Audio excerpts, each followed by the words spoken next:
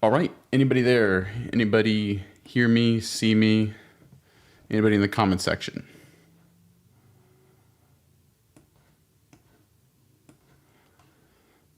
All right. I do not see anybody in the comment section. Saw you guys in the chat a little bit before. Anybody there? All right, let's see here. Okay, perfect, fantastic. So sorry that, goodness gracious, technical difficulties there to get us going. It's one of those things, right? You do the test run on Monday morning and everything goes swimmingly.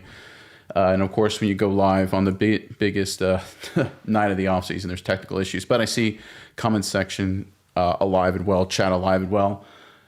Guys, we're here. Draft night has officially arrived. Exciting times across the board for sure. Yeah, I see comments stringing. Good to see all you guys there. Good afternoon, good evening, everybody. I mean, it's awesome. Awesome that the Cowboys have gotten to this point. Kind of an eventful last, I'll say 12 hours. If you haven't heard, George Pickens has signed or is going to sign his franchise tag shortly.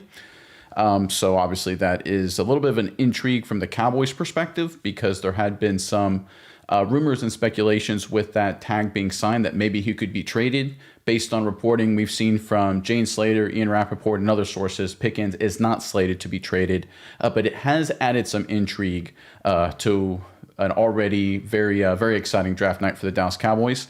There was also a rumor that broke earlier today that the Cowboys could be moving up to draft a wide receiver, which kind of fueled the George Pickens trade rumors alongside of the franchise tag story. So there's a lot of stuff going on here. It's going to be a crazy night.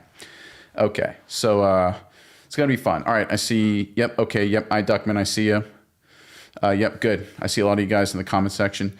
You know, so I figured out the bug. Not that you guys really care too much, but like my streaming software that worked great Monday just wasn't working great this evening for whatever unfortunate reason. So I'm doing this straight off of YouTube, so it's kind of weird. I've got the YouTube feed, which is about 15 seconds delayed, and I've got right next to it my streaming software feed. So I'm trying to avoid seeing myself in two different time periods basically in front of me as I'm talking. So it's pretty wild just to see that happen in front of me.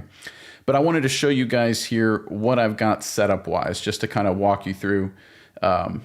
Bryce, good to see you, man. Not much. It's an exciting time. Exciting time. Draft is finally here. So good to see you. Let me see if I can scooch this out over here. All right, I want to show you guys what I have. So I'm going to switch over to the big board. This is courtesy of PFF. As the draft goes on, let me know if you guys can't see the big board on the screen. This is courtesy of Pro Football Focus. As moves happen, as deals happen, we can pull up the big board. I want to talk about certain players and certain attributes and things like that. Again, this is Pro Football Focus's big board, so it's got its flaws for sure, but it's just sort of bland, generic data information. I was going to go to some other sites, but it was just a bunch of embedded videos and advertisements and all that kind of stuff, and I wanted to keep it as clean as possible. Let's see here. Let's go over to the other graphic I have, and this is the draft tracker directly from ESPN. So as the draft goes on, I'll switch to this graphic right here to see what players have been picked, just to keep our memories refreshed and make sure we're tracking everything that's going on. All right, to my left on this other monitor, which obviously you guys can't see, I've got the NFL Network broadcast of the draft. It's on silent. I can't hear it, but I can obviously see it. And with that, I know that picks get tipped a lot of times on social media, on X, and on other platforms. So if you do get word of a big deal, a big trade, or a big pick, I ask that you please don't spoil it for everybody. I'm going to try and announce each pick live as I see it on the broadcast here to kind of make it as close as we can to a cool, fun experience for everybody, so that we're all experiencing it at the same time and reacting live. Because my whole point of this whole live stream is to interact with you guys. Right. I mean, I could sit here and monologue for 4 hours about the Cowboys. I'm sure you guys could as well. But I want this to be interactive. I want this to be a fun time. And I'm seeing the comment section blow up, so it's awesome. So let's respond here. Let's get going, guys. Let's see what's going on here. All right. Let's see. Philip Benefield. Crazy how big media were trying to stir the pot to create GP drama. GP3 isn't going nowhere. That's Quack 5471. 2309119. Yeah, Cowboys palate cleanser gang. PCG. Let's go. Let's see. Nerfoland 1097, Cowboys to the Super Bowl. I sure hope so. Joseph Rhodes, you're doing great, bub. I appreciate that, Joe. Listen, it's one of those things. My whole goal of starting the first Monday stream was to do it before the draft. So that way, any technical issues I would have, no problem whatsoever. And it went so perfectly, right? It's like a dress rehearsal. Man, everything goes great. And then the night you go live, there's technical issues. But it looks like we're doing well here. Let's see. Mr. Finner 82 writes, "What's up, Nick? I'm pumped for the first round. I want Caleb Downs and Styles." Yeah, if they got both of them, that would be obviously fantastic. Thereafter 100. Hey, good to see you too. The Brain Fixer, glad to be joining live. Nick, your show rocks. Thanks, man. I appreciate that. TACU says, rather watch this and see my Knicks getting their butt kicked.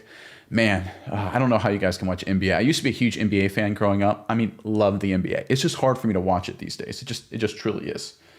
Let's see here. Who else is on here? JJ Mary 70, PCG, Palette Cleanser Gang, DC for life. Bryce Dozier, Nick, who's your favorite Cowboy? So, Bryce, do you mean all time or do you mean right now? Two different questions. So I'll let you respond to that. Lee Fernandez, 3228, longtime listener, first time commenting. Glad to be here, Nick. Glad to have you here, man. Great. CB Troy, cleaning the house and listening to you. Thanks for the entertainment. Thank you for chiming in, man. I really appreciate you and everybody else involved here in this process. So we've got, let's see, we got Rap Sheet on the screen here, going through whatever spiel, letting us know that there's a draft right now, clearly, based on what I'm seeing on the screen, as if we didn't already know. So that is exciting. Let's see. All-time from Bryce. So I'll pose this question to everybody. All-time favorite Cowboy. While I come with my answer, go. We got a few minutes to kill before the draft officially starts. It says it's going to start at 8, but we know it's going to start late. It always does. All-time favorite Cowboy. So for me, it's a tie. I've got a guy. I break it apart into two different buckets because it's just how I operate. A guy I never saw play and never will. That would be Bob Lilly. And the all-time favorite Cowboy that I saw play was Julius Jones. Right, two very different ends of the spectrum. But I just liked Julius Jones growing up. Again, the 04 season was dead. It was just a disaster. It was, oh my goodness, what's the future going to be like? After 03, things were going well. You go into the Thanksgiving Day game, Julius Jones gets a big opportunity, crushes it, Gobbling Gobbler Award, has the comeback against Seattle, has a bunch of good performances, and man, the future was so bright. He had that 70-plus yard run for a touchdown against New Orleans, I think in 06, I believe, too, the following, or 2 years later. So he's just, again, not a star player, obviously, but one of my favorite guys growing up. But I was, historically, Lilly to me, the more I read on him, the more I research on him, I'm just blown away with what he did for his time period and how much he's an all-time Cowboy. And interestingly enough, criminally underrated, because as much as some Cowboys get a lot of attention, Lilly does not get nearly enough in my book. Let's see here. Marion Barber. Yeah, that's a good one. Rest in peace. Michael Irvin. Oh, my goodness. You talk about a guy that's underrated. Like, Irvin's like a Hall of Famer. You talk to people about Irvin, they're like, yeah, Hall of Famer. I'm like, you guys don't understand how dominant he was. Right, how incredibly effective he was. Witten and Romo, yep, got to be in there. Bob, Roger, and Emmett. So Roger Staubach, I made this point, and Emmett is the GOAT. Listen, man, if you, and Larry Brown, good to see you. Phil Benefield, good to see you too. Jim Olsen, Staubach, yeah, a lot of great answers there. Tony Dorsett from Lee, yeah, that's awesome. We got a DeMarcus Ware reference. Of course, he was fantastic. Hopefully they get a DeMarcus Ware 2.0 tonight. I think we're all rooting for that. But the thing I when it comes to Staubach, is people don't understand, like, if he had, like, the analogy I give people who don't know anything about NFL history is, imagine if Roger Staubach, like, take Tim Tebow, okay? Imagine if Tim Tebow, Heisman Trophy winner, great things in college, all-time great player in college, then went and fought, like, Christian button-up everything, goes and fights in Iraq for 5 years, because the global war on terror was going on back then, and then comes back and leads the Dallas Cowboys to two Super Bowls, and retires as the all-time leading passer rating. He basically has Aaron Rodgers' career as a quarterback. That was Roger Staubach. He was Tim Tebow in college, Aaron Rodgers in the National Football League. In between, he served in Vietnam. Crazy stuff. Like, all-time, just American story. Just Roger Staubach. It's hard to forget about that, but some people do. It's crazy. Crazy. Let's see. Quincy/Dat Win. I love me some Dat Win. Great Aggie there. First Cowboys pick, Caleb Downs. So let's throw this out there, guys. Right now, my gut feeling, and I said this on the show earlier today, the Cowboys are not trading up. So I think 12 to me has to be DB. I think it's Mansoor Delane because I don't think Caleb Downs falls to 12. That's my gut feeling now. Disaster scenario, it's Colton Hood. If Downs falls to 12, they jump up for joy. But what are you guys thinking there? If he's there, he's Downs, yeah.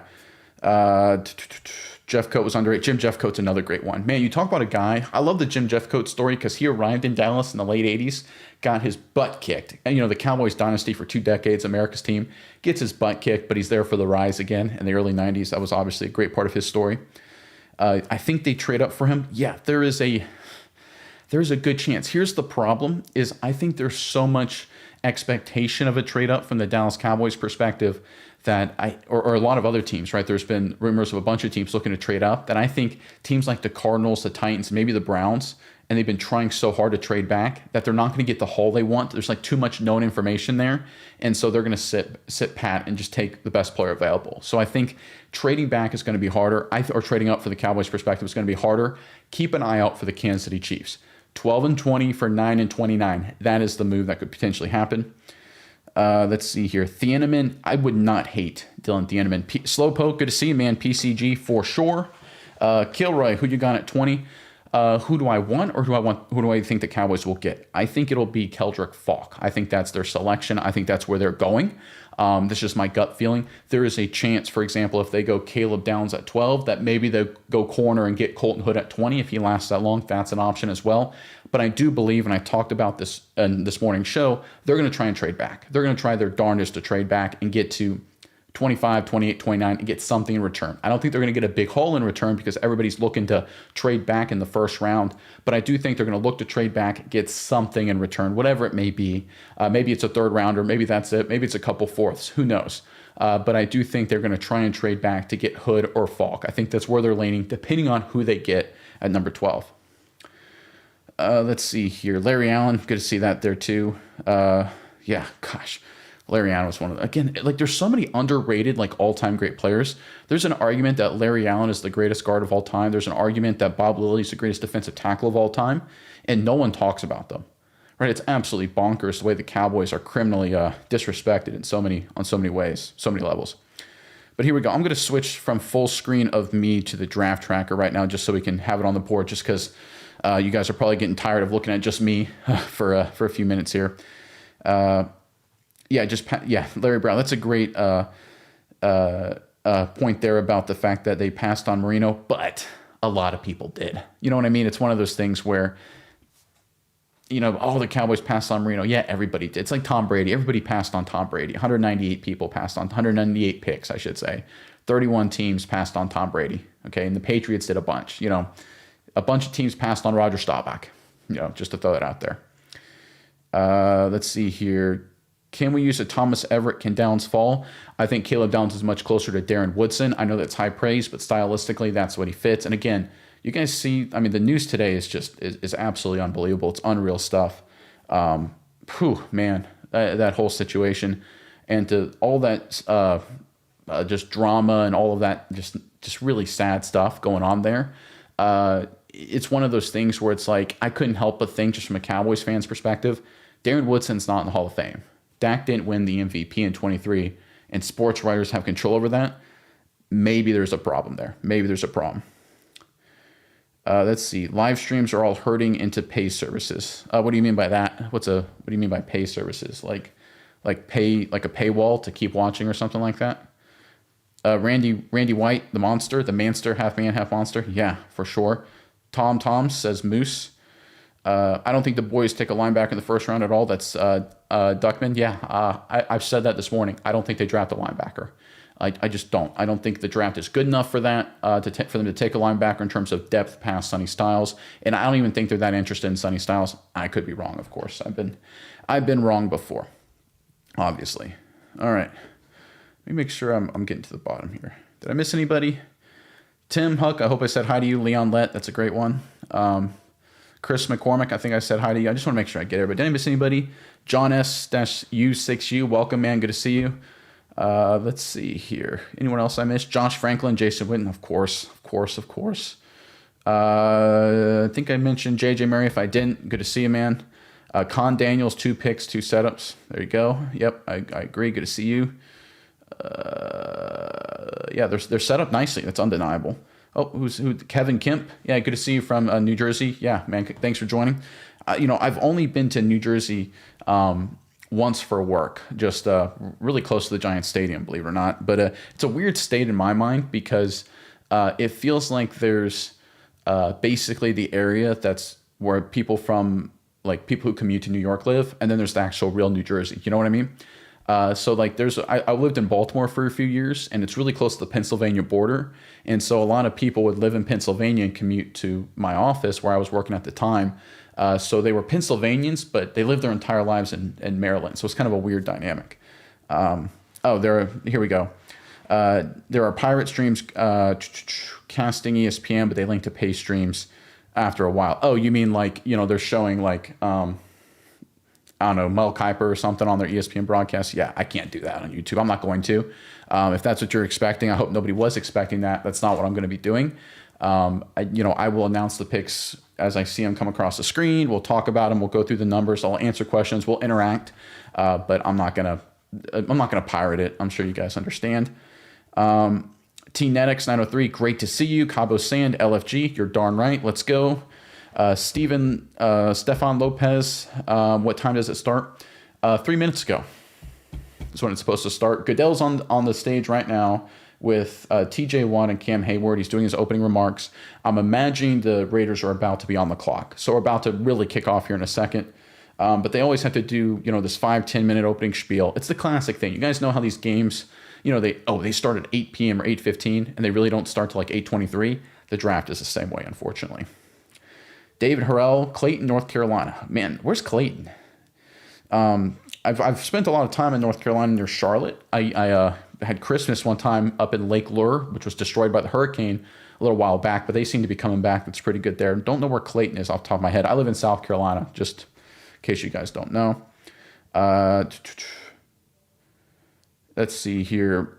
Brady from PA. Good to see you from PA. Greetings from CHSSC.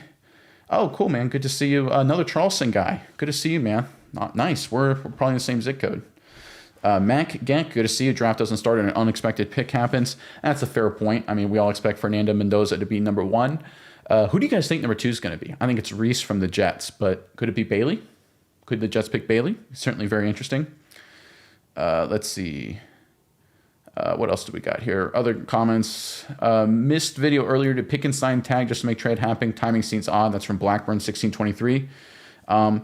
Yeah, he did. Well, he's going to sign the tag. It's a fluid environment. So the last I saw, and anyone who's got any updates can fill me in if I'm behind the times here, is that he is going to sign the tag, which could facilitate a trade, but it seems weird timing for sure. I think it's part of a smokescreen, to be honest. I think the Cowboys are trying to insert into everybody's mind that they could be trading up to get wide receiver, so that way teams pick wide receiver, so a defender falls to them. That's my guess. Let's see. David says, yeah, northeast of Charlotte, but it's about 15 miles south of Raleigh. Okay, yeah, I don't spend a lot of time in that neck of the woods, but I've heard it's pretty nice. I heard it's a nice part of the world. Heard the whole area around Raleigh is booming. David Dobbins, 5887, sup, I'll be sporadic. I'm at work. I'm sorry you're working, man, this evening, or maybe you wanted to be working, but it's going to be a fun night. We'll obviously chime you in. David Baker, thank you for your hard work. It is appreciated. Thank you for your comments, man. Regular commenter, good to see you.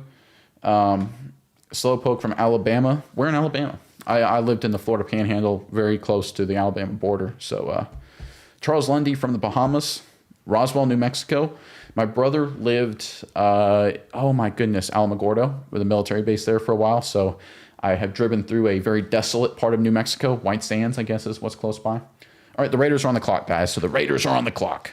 So we'll see how fast this is supposed to be a direct feed to ESPN. So I'm curious how fast they'll update. So we'll see how it goes. But the Raiders are on the clock. So we will see exactly what happens here. Lee Fernandez from Massachusetts. Where in Massachusetts are you from? Just curious. My wife is from outside of Boston. So I'm very curious. ESPN, this is Matt Gack. So we got the latest from George Pickens. Thank you, Mac, for doing this. ESPN report said it was a good faith agreement with Pickens. He signed the tag expecting to play the seasons in Dallas. Okay, so it was a good faith agreement. Okay, so drama's put to the side. We got a picture of Fernando Mendoza. Kid's in a nice tie. He looks great. He's going to be a franchise quarterback. JJ Mary 70. Good evening, Nick. You are my favorite podcaster / YouTube personality by far. You have a fan for life. That's awesome. Thank you so much. I really appreciate that. That's very nice to say. Taku from upstate New York. Good to see you, man. Cowboys Chad from Fort Worth, Texas. You know, I've been to the DFW area a few times. Once for a Cowboys game. Once a buddy of mine lives, a longtime friend, actually a former teammate of mine in college. He lives in a suburb of Dallas, I think Garland, if I remember correctly, or at least he used to live there. So I've been to that neck of the woods, but I haven't spent much time in Fort Worth. Let's see here. The Ape is in the house from Abilene, Texas, home of Dyess Air Force Base. So I've been to Dyess maybe 80 times. What do you do at Dyess? Are you currently in the military, or are you a contractor? So I was there as a contractor, so I'm curious. I think did we start talking about this? Maybe on one of the chats. I always forget. Palmer, Lee Fernandez, Palmer, Mass, Western Mass, about 15 minutes from Springfield Basketball Hall of Fame. Okay, so completely other side of the state. Yeah, my wife's family is from outside of Boston, little one of those little suburbs. Beautiful neck of the woods. Beautiful. I love New England to visit. Then I saw how much a house costs, and I'm like, no, thank you, sir. I will stick to South Carolina. I'm going to apologize in advance, by the way, guys, because I do have coffee with me because it's going to be a long night. So you're unfortunately going to have to watch me try and sip some coffee, which is probably going to make me lose every single viewer. But heck, it's what I got to do, right? It's what you got to do. All right, here we go. Brady, Nicole. I'm going to butcher handles, guys, so bear with me. From Maryland. Yeah, like I said, I lived in Baltimore. No, I'm retired civilian. Oh, very cool. Did you work on the B1s? I'm assuming you did, if you from that neck of the woods. I worked on the B1 ground-based training system, like the flight simulators and stuff. That's what I did. So it's pretty wild, especially with the news these days, with the stuff in Iran, seeing the B1s getting involved. I was like, whoa, that's pretty cool. I mean, this was years and years ago. So this, Michael Robinson, I'm listening to you at work. Thank you very much. Power through it, man. Keep working hard. Love this is maybe just because I've always been kind of a put in the time kind of guy myself. I love people that are like putting in the work in odd hours. I used to work third shift a lot too. And listen, there's something about, hey, you're the one grinding, you're the one putting in the time that I think is great. I don't know what it is. It's just built in my DNA. So, shout out to you, Michael, for working hard. Literally everyone who live streams drinks while streaming. You're fine, Nick. Yeah, that's Wild Joe 021.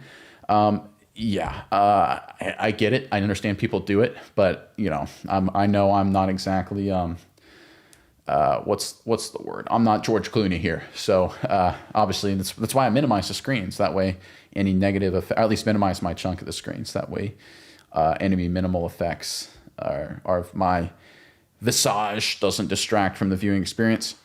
Anchors Away 9893. Good evening, Nick. Good evening to you too, man. Good to see you. Go 8352. Did 5 years on the third shift. Awesome. Yeah, that's hard working, man. That's tough. I didn't do years in a row, but I would go like stretches because as an engineer, and I worked on the hardware side, so a lot of work I could do was mainly myself and maybe one other guy. So I'd look for downtime to fix devices, and a lot of times that would be like at midnight. So that's what I did. The B-21 Raider, yeah, that thing looks pretty interesting on paper anyway. I think it's got a few test flights, but I'm not so sure. My GPA was in Air Force at Andrews Air Force Base. My dad was Army. You played at VMI. I did not play at VMI, but you're scary close. You are so scary close to where I played college football at. So we'll see if you can get it. But you are right on the money. Think VMI, but South Carolina. But you are right on the money. John Giordano, love the podcast, man. Keep it going. I am as long as I can anyway. I'll put it like that. Bryce Dozier, I'm delivering packages right now, listening, and I listen to all your videos while doing my route with UPS. Thank you for all the great content, Nick. Thank you for I tell you what, logistics is such a huge part of our day-to-day life. Like, we're so used to like pushing a button in Amazon and like getting stuff or ordering things from any site. Like, but actually the logistical technology and manpower that goes into it is a lot bigger than people realize. It's a huge part of our day-to-day life. So shout out to you, man, for putting in that work. Let's see here. Lee Fernandez, Citadel. You got it, Brady. Yep, you got it. And it's the Citadel. You gotta put those 3 letters in there. Lee Fernandez. Yes, New England is beautiful, Nick. But at 56, I've reached the end of my rope. when it comes to dealing with winters up here. So I just brought a snowbirding house in Palm Coast, Florida. Don't blame you. My parents retired to Orlando, so no problems there. Okay, we got Goodell coming onto this TV right now, guys. So here we go. The Raiders are going Fernando Mendoza, we assume. I'll let you know as soon as he physically says it. The crowd's booing. Pittsburgh it's actually a very pretty evening in Pittsburgh. They did a good job with the whole setup here. Yeah. The Ohio State. Well, it's actually the Citadel. If you look at the name of the school, it's the Citadel online. So it's not just Citadel. All right, Mendoza has been selected. So I'm going to see if ESPN actually updates or not, or if I have to hit refresh or something, which would be incredibly annoying because then I'd have to just go back and forth to make sure it's not screwed up. But we'll give it a second to see if it updates. So yeah, Mendoza, shocker. Yeah, exactly. Yeah, we all knew that was going to happen. All right, now's your time. Get your votes in. Reese or Bailey, right? And by the way, after the Jets, it gets spicy, guys. We know it's going to get spicy. The Cardinals want to trade back. Titans, things are going to heat up. So let's see how we go here. All right. ESPN, how you doing? How you treat me, guys? Let me see if do I need to like click on the window over here to do something? Let me go full screen here real quick and just try and play with this. I may need to refresh it, which I absolutely detest, but let me see here. Yeah, I'm going to have to refresh it, which is so annoying, so I will have to keep doing that. Let me go back to the draft tracker. There you go. You guys see it? There we go. Awesome. So I'm going to refresh every once in a while just to keep it up to date. But all right, so Mendoza's in. Bailey, Reese, Bailey. Yeah, obviously it's going to be close. Duckman says they seem to take a long time. Yeah, I would hate that. You know, you've got your guy. Make the pick, right? Make the pick. My guess is they're already working ahead to potentially move up into round at the end of the first round. The Raiders have been kind of quietly lurking. So to make that kind of decision. Let's see here. Looking at your comments. Stefan. Is it Stefan or Steven? Right? Just to make sure I get it right. I hope someone unexpected goes offense. Never know what's going to happen. I'm glad it's finally here. Yeah, I think I tell you what, there's a lot of teams that need offense. The Saints want a playmaker for their young quarterback. Kansas City could. The New York Giants are expected to one pick. The Browns are probably going to go O-line, I would imagine. Cardinals and Titans have been linked to guys. Dolphins could go wide receiver. There's a lot of chances to go offense. Bing is now. Hey, I'm here, guys. Good to see you, man. Good to see you. Great to see you. And Jared Goldberg in the house. Thank you very much. Good to see you, man. Long-time member, long-time commenter. Awesome to see everybody here. Pick 2 here yet. It is not. The Jets, it's down to 3.5 minutes. Dude, you knew who the pick was going to be. It was going to be Fernando Mendoza. So this is why the NFL, I give him credit for this. I crap on the NFL a ton. But this is why the NFL was so darn smart to make teams, operate in 8 minutes instead of the full 10. It used to be like 12 or 15 way back in the day. Because it's taking too long. You should know.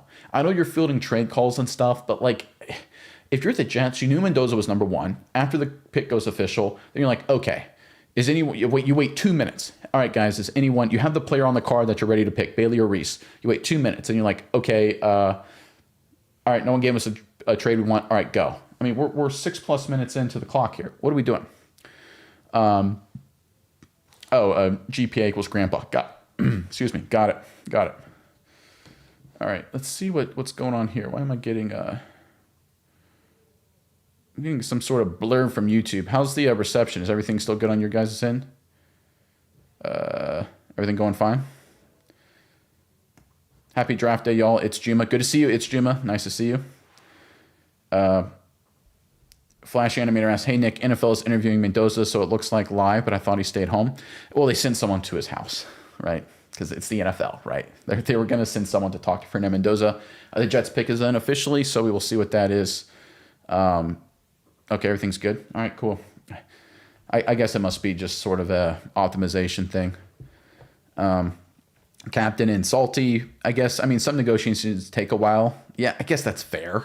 It just seems weird to me, right? Like, for it to be pick 2. I understand like pick 3, 6, 7, 12, 15, 18, 20. That imported whiteboard you brought in looks top notch. That thing, I tell you what, is the worst whiteboard in human history. I got it from Office Depot, and it was like more expensive than it should have been because I thought I was gonna write on it and stuff. It is totally unstable. The surface is awful. The markers that came with it are total garbage. It's the worst whiteboard ever. I hate that whiteboard. I don't know what I'm gonna do with it, but I got to get rid of it. It's total garbage. The paint behind me, on the other hand, is the best eggshell white that money can buy by far. Slowpoke, do you stream during games? That could be fun. I might. It all depends. We've got little kids. So there's, oh, here we go. Goodell's at the, hold that thought, guys. Goodell is at the podium. Oh, looks like we got an update there. Looks like ESPN's on the update. So we may beat Goodell by a little bit. He just announced David Bailey. Okay, here we go, guys. Now it gets real. Now it gets real. All right. Let's see what happens. It's June. I got a wall mounted one in my office. So just a heads up, sneaky preview of what's coming a few months from now. My daughter's going to take this room. I know. It's shocker. I'm going to have to move into my garage and set it up. So I'm going to try over the next 6 months to prepare something in my garage. It's obviously going to be a different setup. So again, just preview of that. That's coming this upcoming fall, this upcoming season, August, September timeframe. Is when it's actually, probably August, September timeframe. I'll see how it all goes there. But David Bailey's a good pick, guys. Yeah, David Bailey was never an option for us. No, that was not going to happen. That was a pipe dream. That was like a mock draft you did in January. I think the first mock draft I did on PFF's mock draft simulator had the Cowboys picking Bailey at 12 because, he was like the 12th best player. And then as the process went through, everyone's like, yeah, he's the best edge rusher. The best edge rushers don't last very long. Brady says it's about the substance. That's why we watch you. I don't know. I don't care about the background. Yeah, I appreciate that. I that is by design in some respects. I want to make it more about just the content and the substance and interacting with you guys as opposed to, flash and glitz and glamour and things like that. Maybe it's because I was a lineman when I played that for me, the substance matters more than the sizzle in a lot of respects. So that's sort of maybe the lineman in me. And it's also probably the engineer in me. We're very utilitarian as well. That's, again, I'm all about the substance, not necessarily the flash. So the question is here, do the Cardinals trade, guys? What are we thinking about the Cardinals? Bailey, I win. What do I get? I'll tell you what, Duckman, you get a chance to comment on this live stream because I think I can block people. I've actually never tried to. Not that I would, but, which, by the way, we're all grown-ups. I haven't seen anyone say anything inappropriate, and I probably shouldn't even say this because I'm going to put this thought in someone's mind. Please do not say anything inappropriate because YouTube will get mad at me if commenters say inappropriate things. So just a message out there to everybody. A PGC shirt. So I'm trying to work on merch. I really am. I'm trying to decide between a coffee mug and a shirt. And because I want to get a batch quantity, like a large chunk for cost purposes. So I'm trying to figure out which is the best one. Duckman, I hate to tell you, but your eggshell white reads as light gray in the video. I think you may have to get your eyes checked, man, because I was told that that's impossible by Top Men. Top Men. Name that movie reference, by the way, the Top Men thing. That's a very hard clue, but I'm sure some of you will get it. It's an 80s movie, just to give you a hint.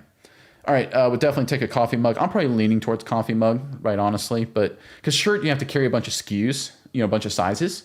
Hat, too. The problem with hats is you can't trust the darn quality. Like, because there's so many people that source hats. There's some that are such garbage. And there's some that, and they're priced fine and they look good on oops, almost knocked over my coffee. That would have been a disaster. But you just don't trust the quality. So I may have to ask around and talk to some people about the best thing. But I was thinking a coffee mug just because that's a lot more controllable. Let's see here. We got a response. Would Cowboys trade up to get Reese? They certainly would consider it. I highly doubt it. It would be not all the way up to 3. I don't think they're trading up this high, but they could. I highly doubt it. Cowboys Chad, did you get the reference? Yeah, someone. I'm sure. I was hoping someone would at least get it. The Cardinals using up the entire clock. They're trying to trade at this point. We all know it. They've been on it for a while, so they got a minute and a half left on the clock in front of me right here. So we'll see what they do. I don't think anyone takes up their offer. I think the people are like, Cardinals, you've been saying you want to trade back for weeks now. Guess what? You were too up front. You didn't keep the cards close to your chest. And I've been talking about this on the show, guys. A lot of you viewers, regular viewers, have heard me, I'm sure 5 million times, say the Cowboys this offseason, at least with the draft, no one knows what they're doing. Everyone knows the Cardinals want to trade back because they want to get a tackle, most likely outside the top 5, Mauigoa, Feeling, or Fano. And they want to pick up a pick so they can get a quarterback, most likely Ty Simpson. The question for the Cardinals, would anyone bite? And the answer seems like maybe not, because right now, looks like the pick is in, is what it looks like on my end for the Arizona Cardinals. So who are we thinking here? Do you think they stuck with Reese? Do they go Jeremiah Love? Right? Let's see what we got here, guys. Not at 3. The Cardinals want Love, Larry Brown says. They could. They certainly could, although number 3 running back. This feels to me like a surprise. This feels to me like Jeremiah Love. This feels to me Arvell Reese falls, which is great for Dallas, by the way. But let's see what happens here. It's going to get very interesting. We've got, there's nothing on Goodell yet. Flash Animator, shirts are so hard to sell, bro. Go mug, trust me. Why do you say that? Do you have experience in this? If you have experience, I'm all ears, right? I'm all open to input. I have no earthly idea how to sell merch. So if you've got some insights, man, I am all ears. That's why I like you guys. So I can run ideas by you, and if I say something stupid or say something off the wall that would be of no value to anybody, you guys can be, Nick, stop doing that, man. But I see some mugs in there too. Yeah, so maybe a mug is the direction we'll go here. All right, does anybody want to see anything? Big board evaluation of PFF, any players, by the way? I can switch over that to search if you're interested after this pick is in. So if you got a guy, you want me to pull up the big board on the screen, throw it in the chat here, and I'll pull it up. And I'll switch back to the tracker as we get more information. So here we go. Goodell's onto the stage. It has been announced, Jeremiah Love. Great for Dallas. Great for Dallas. That's another defender falling.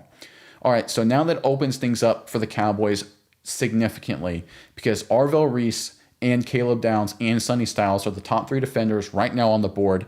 We've got the most likely the Browns going O-line, I would assume. So at this point, you could see a trade up to 6, and you're guaranteed one of those 3 players if they decide to move up. So that's great for Dallas. Bingus now, do you have a big board? No, I rely on people that are smarter than I am, for one. I can put one together. I think I did a few years ago just for giggles and grins. But I was kind of like, everybody, there are people that literally like Broadus, for example, who's phenomenal. Why don't I just listen to him? Or some of these other people that are fantastic. I'm a big believer in subcontracting out expertise and relying on smart people. There's the unexpected pick. Yep, Mac, you're right on the money. Not a good choice, Larry Brown says. Yeah, I don't think it's a good move by the Cardinals, but it's great for Dallas.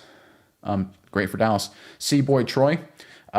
Surprised, I thought they would be going with a tackle. Me too. I think they wanted to. They wanted to trade back, but this is the example, guys. This is why I've been saying all week, competent franchise the Cowboys are becoming. The Cardinals are still having issues, although Arizona keeps killing Dallas every time they play. But the Cardinals were so vocal about wanting to trade back. Nobody was going to take them up on it, right? They had put their cards out on the table, and the only teams that were probably willing to go trade up were saying, all right, we want to deal Arizona because we know you want to trade back. And guess what? The Cardinals we're not going to lose everything by trading back and getting nothing in return. So they got stuck with Jeremiah Love, who's a good player, but not a good pick. All right. Jeffrey Hawthorne, good to see you, man. You finally made it. Yes, you did. Titans likely grabbing Reese. Don't be surprised if receiver goes here. I agree with you. Reese is probably the 90% chance, but they do have Cam Ward.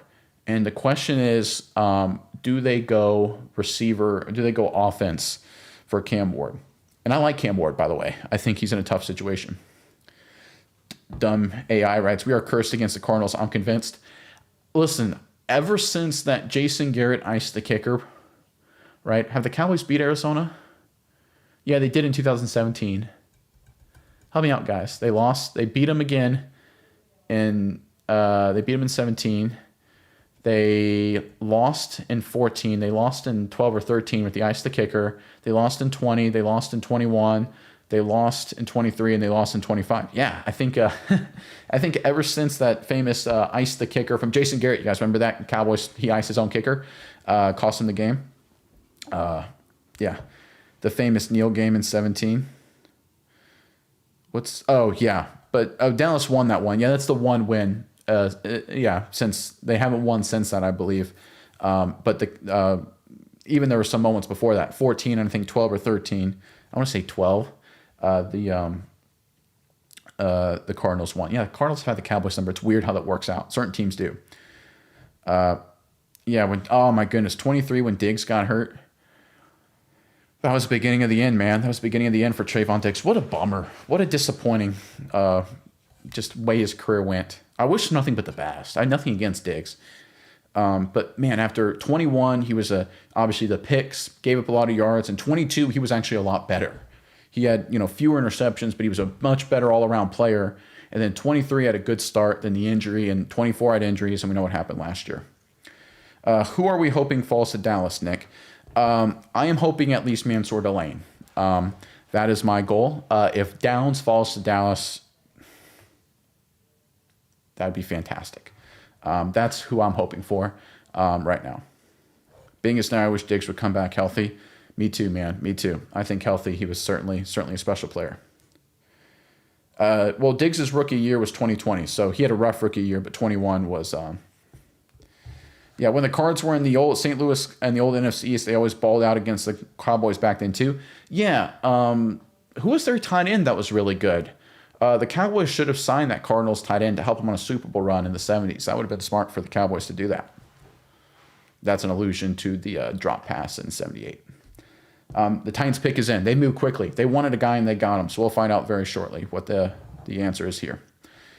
This could be very interesting, guys, because the Giants at 5 are really going to get spicy. So the Titans, Mauigoa, is that confirmed? I haven't seen an update yet on my end, but that doesn't mean anything at this point. All right, let's see here. Jackie Smith, there it is. Troy Forward with the answer. Yeah, that bummer of a drop.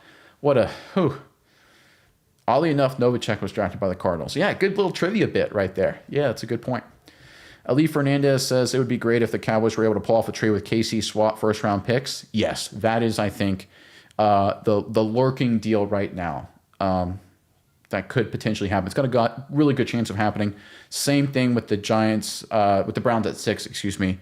If the Titans are picking, so it doesn't look like it was a pre-announcement. It looks like someone was just saying it publicly or guessing. So I don't think that was a pre-announcement because I'm not hearing anything yet about anything. But yeah, please don't pre-announce.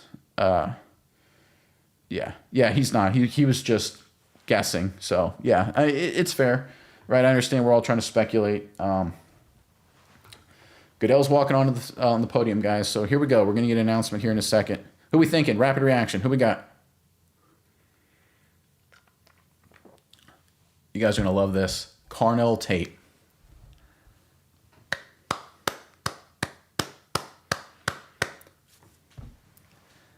Guys, that's awesome. That is freaking awesome. So most likely the Giants go Sonny Styles or Caleb Downs here. Most likely. Then the Browns probably go Mauigoa, and they're happy about it at 6. And then Reuben Bain is still on the board. I don't think the Cowboys would go Bain, but this is 4 picks in. We're doing good. We're doing well, I should say. Superman does good. We're doing well. I had a teacher that said that all the time, and I hated it, and now I can't get out of my head. So shout out to all the teachers there for making me learn what a past participle is and all that stuff. That's huge. That's a good move by Tennessee, by the way. Shout out to the Tennessee Titans for understanding you've got a good young quarterback and adding a good defensive player, maybe the best player on the board. And this is what I talk about. This is why I say sometimes BPA isn't necessarily the best move. The best move for the Titans, they've got to give Cam Ward a chance. And adding a big-time playmaker like Tate, best receiver in the draft, safest player, probably in the top 10 to be honest. He's probably the most likely to be a guy that's going to be a good player for the next decade. So I think that's except for Mendoza, who I think is going to be good. Carnell Tate, that's a great pick. All right, now we got the New York Giants. So this is going to be interesting here. I think the Giants have to go Sonny Styles. But they could go, again, Arvell Reese is sitting here too. Man, this is interesting. Interesting. We are doing well, but it can turn bad quick. Oh, come on. Come on. So I had a coworker of mine who taught me, because I used to travel a lot for work when I was like the Dallas Air Force Base, like I mentioned, in Abilene, Texas. And one time we were on a trip and things were going great. We were crushing it. And then something funky happened over the weekend, and we had a slip of one day, not a huge deal. But my boss was really upset because by Friday afternoon, I was like, we're crushing it. We're going to be done Monday. And then Monday afternoon, I said, hey, we're having some problems. We're hoping to be done by tomorrow. He's like, what happened? And I learned from a coworker this thing. It's looking good, but we're not out of the woods yet. And that has stuck with me to this day. So for Dallas, yes, it is looking good, but we're not out of the woods yet. Giants pick is already in. Yep, got to be Sonny Styles. It's got to be Sonny Styles. Got to be. Or could be Arvell Reese. If the Giants pick is in that quick, I'm imagining they were shocked that Arvell Reese is here. So they probably may just be jumping on Reese, but which is great for Dallas, for sure. It's Juma asks, what are the chances the Saints want to bail? Good question. I think it depends who's there. The one thing that could become a challenge for Dallas is if there's a run on wide receivers, and I think the Saints want wide receiver, but then they get edge rusher. They get Ruben Bain, I think, at 8 if they really wanted to. So I haven't seen anything yet about the Giants pick officially being in on my end, but that doesn't mean it's not. I haven't seen it yet. Let's see here. I'm looking at all these. I Duckman, damn realist. I know it. Come on, guys. Let's be positive here for a few more minutes. This is fun, guys. This is exciting.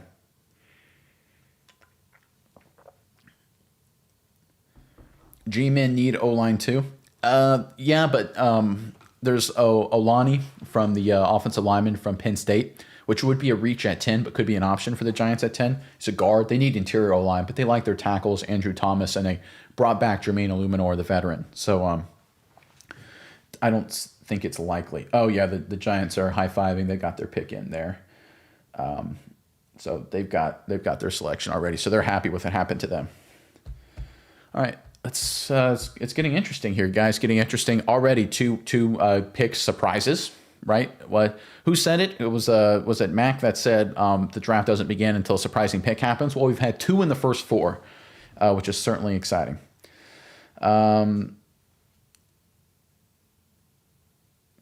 Let's see here. I agree. Should we pick Downs or Styles if Bain is still available? Yes. Yeah, I think both of those players are better than Ruben Bain. Nothing against Ruben Bain. I just believe that.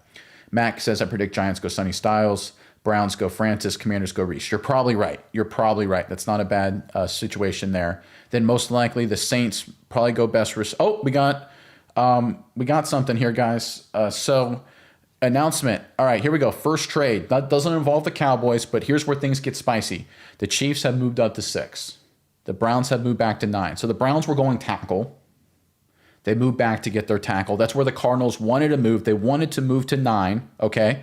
And they couldn't get it done. The Browns did, to their credit. The Chiefs move up. So that option seems to be off the table for the Cowboys. But the Browns have moved back to 9. Doesn't really affect Dallas too much. It was a leapfrog of Washington and New Orleans. This has to be edge rusher. So I think the Giants probably went Reese, and I'm assuming the Chiefs go Ruben Bain or some combination like that. So keep that in mind here with what's going to happen. But this is a pivot. I don't think it hurts Dallas, but I think it's something to monitor. Depending on what's going to happen here. So we got the Giants pick is in, and the Chiefs traded up, most likely knowing who the Giants are about to select, and they probably already made their selection. Which again, the Chiefs and the Browns were already ahead of Dallas by multiple picks. The one thing this does remove from the board is a trade up with the Kansas City Chiefs, obviously. So my prediction of the Cowboys not moving up from 12 is holding strong right now. So we'll see how that goes. Commercial break on my stream over here. Raiders of the Lost Ark, Top Men. There you go, David. You got it. Awesome. Great movie, by the way. Phenomenal movie. I didn't see that till I was in college, by the way. Trade King, Giant Styles, and Chiefs Reese. Very possible. Very possible there. Hopefully the KC pick goes quicker since traded. I imagine it will, because you trade up. You already know. The reason I think it happened, like the timing, the Giants pick is in. So internally, the NFL teams know who the Giants pick, and then the Chiefs pull the trigger on the deal with the Browns. So I'm assuming that's what happened there. That's going to be very interesting. Great movie. It is a great movie. Let's see. Favorite 80s movie from Bryce Dozier. Empire, right? That's got to count. I mean, it came out in the 80s, of course, but it's got to be. It's the greatest, one of the greatest movies of all time, right? Certainly better than anything. You know, people crap on the prequels and they have their flaws, obviously, but certainly anything that's come out over the past decade, certainly. I mean, just light years. Yeah, there you go. Nice reference there. Predator's a good one, for sure. Peak Arnold. Was Commando in the 80s or was that 90s? Commando was awesome. That was peak Arnold, man. Any info on the compensation? Nothing yet on my end. But I'll let you know as soon as it comes on the screen here. I've got the stream over here to my left that I'm keeping an eye on. All right, so they're back from commercial break, so let's see what they have to say. First up with the Giants selecting, it looks like, and then they'll probably announce the trade, I'm assuming. Here we go. Top Gun. Yeah, there's so many. That's a great one. There's a third one coming out. You guys didn't know that or not? Commando was fire. Commando was awesome. Commando was freaking awesome. Are you kidding me? Top Gun was great. I mean, Top Gun's fantastic. Tom Cruise doesn't age, man. And the sequel was great too. I mean, they crushed it. They absolutely crushed it. Great work by that franchise there. When a sequel being that good that late is unheard of, and they absolutely did a phenomenal job. All right, here we go. Looks like there's some sort of charity or something they're talking about. Oh, it's a family of I believe armed servicemen who unfortunately passed away. So they're letting them make the announcement here. So it's a little delay on the Giants end, which we all of course can understand.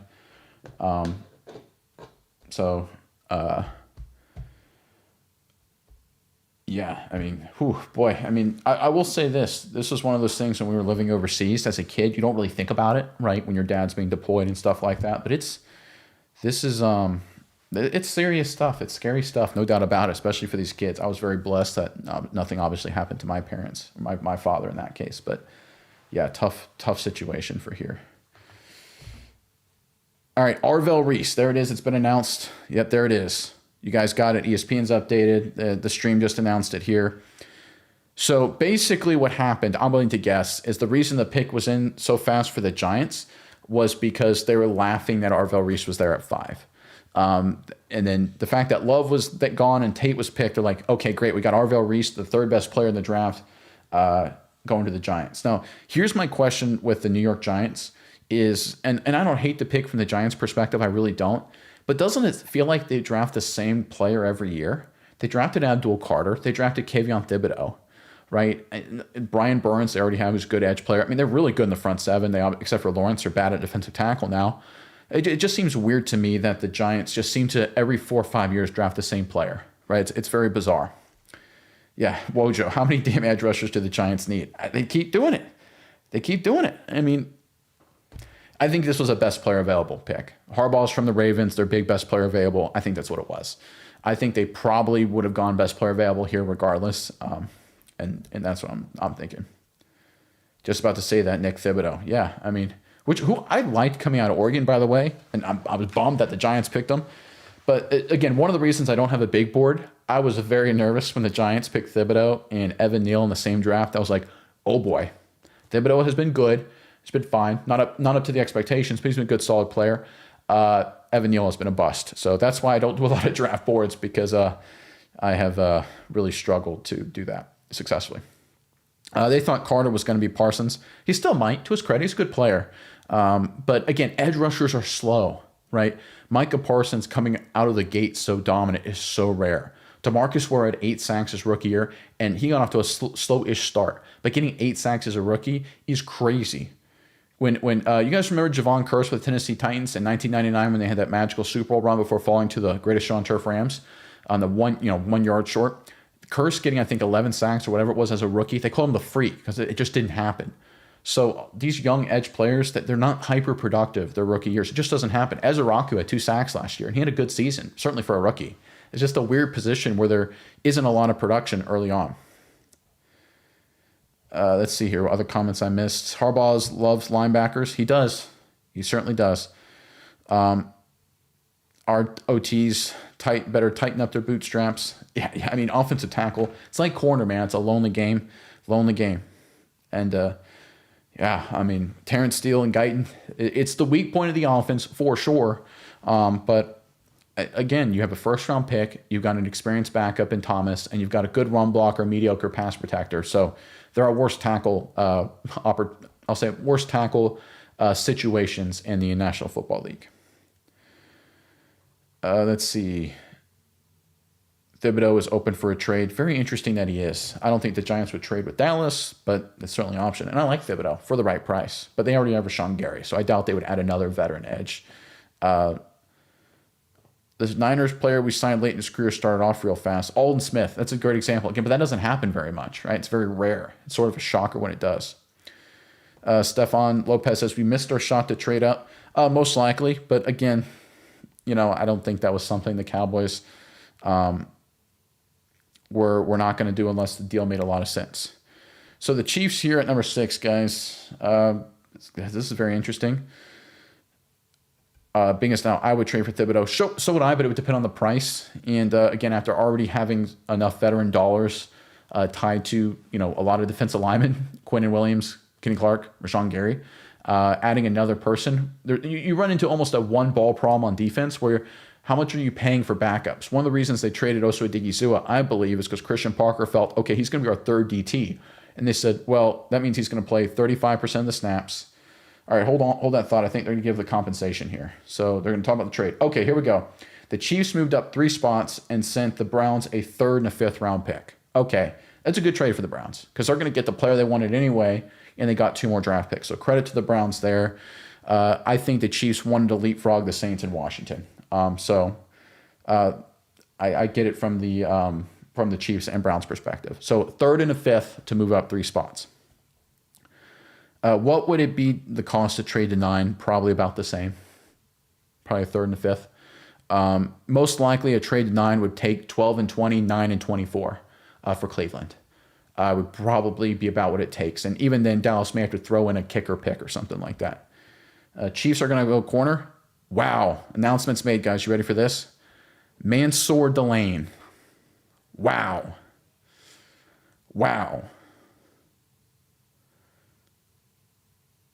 This draft has been full of surprises. I'm shocked. I'm legitimately very surprised that Chiefs would trade up for Mansoor Delane. Now, they needed secondary help. They did let Jalen Watson walk, and they traded Trent McDuffie. But they're not known for a team to use a lot of top capital on corners and safety. It's just not who they are. They're actually more the team that goes cheap, 2nd, 3rd, 4th rounders. For them to go 6 overall is shocking. To trade up to get them, very shocking to me. Yeah, that one stings. That hurts, right? That's the first. There's been a lot of good. That's the first downer. But otherwise, Sonny Styles is still there. Downs is still there. So we're feeling okay. The question here is, I don't know if the Commanders, Dan Quinn, do you think he passes up Sonny Styles here? Or does he pass up Caleb Downs? Very interesting. The problem is you got the Giants at 5, Giants at 10, excuse me. So things are going to get very interesting very quick here, guys. Mansoor Delane being off the board now it definitely shakes things up in a negative fashion. We'll have to see what happens. That's a turn for the bad. So it's going to be a interesting night. Here we go. That's a lot of picks from. Yeah, that is a lot of picks. That was my top guy for us. Makes sense for them, though. No, I get it from a personnel perspective. It's just not what they normally do. Being as now trade up for Downs. They might.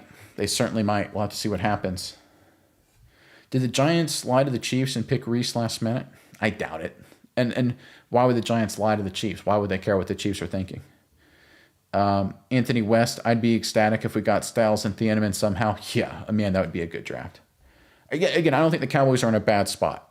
So let's see how this thing shakes out. But that was the first sting of the night. The first 3 picks were like good. This next one was a negative one.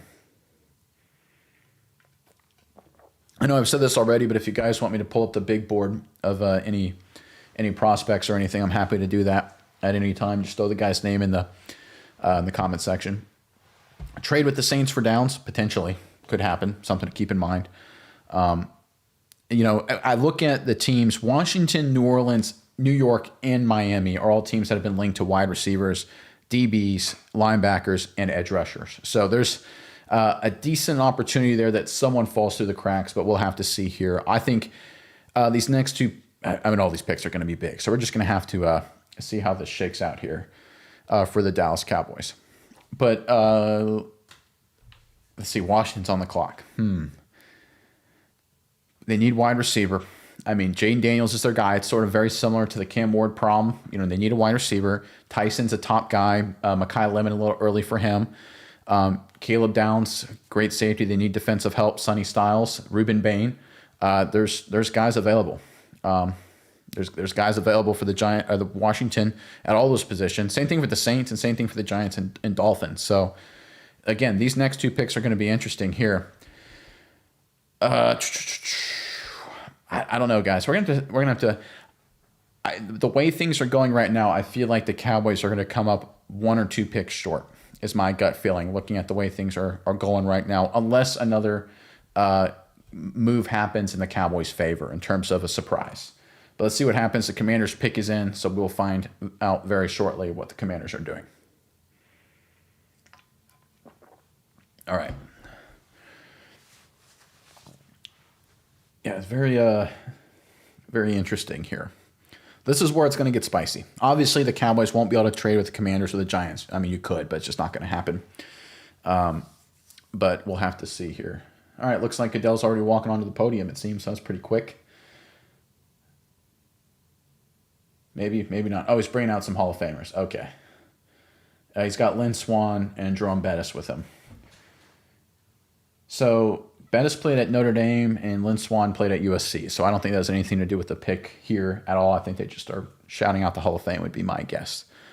So we'll see what happens. Are we afraid of the Giants going back-to-back defense? Potentially, but that's just that would be bad for the Giants, I think. They need wide receiver. They need interior O-line. Cam Scatterbo is a fun back, but they need another playmaker on offense. So listen, if they want to go back-to-back defense, God bless you at a certain point, right? But we'll see what happens here. It's one of those things, as much as you'd love to get your guy, if the other team screws up, in the announcement, here it is, Sonny Styles. All right, no surprise there that Dan Quinn would go defense. He gets his Bobby Wagner replacement, which doesn't destroy Dallas. It doesn't help Dallas one way or the other. Just kind of keeps status quo the way it is. So the Saints, I would assume they're going to go. I'm feeling the Saints going Ruben Bain. I'm feeling the Browns going Mauigoa, and the Giants going Tyson, the wide receiver. And then the question will be what the Dolphins are going to do at 11. That's the big question right now across the board. I feel like Saints Bain, Browns Mauigoa, Giants Tyson, Dolphins question mark. So that's where we sit right here. So again, I don't think this is one that destroys Dallas at all. But let's see here.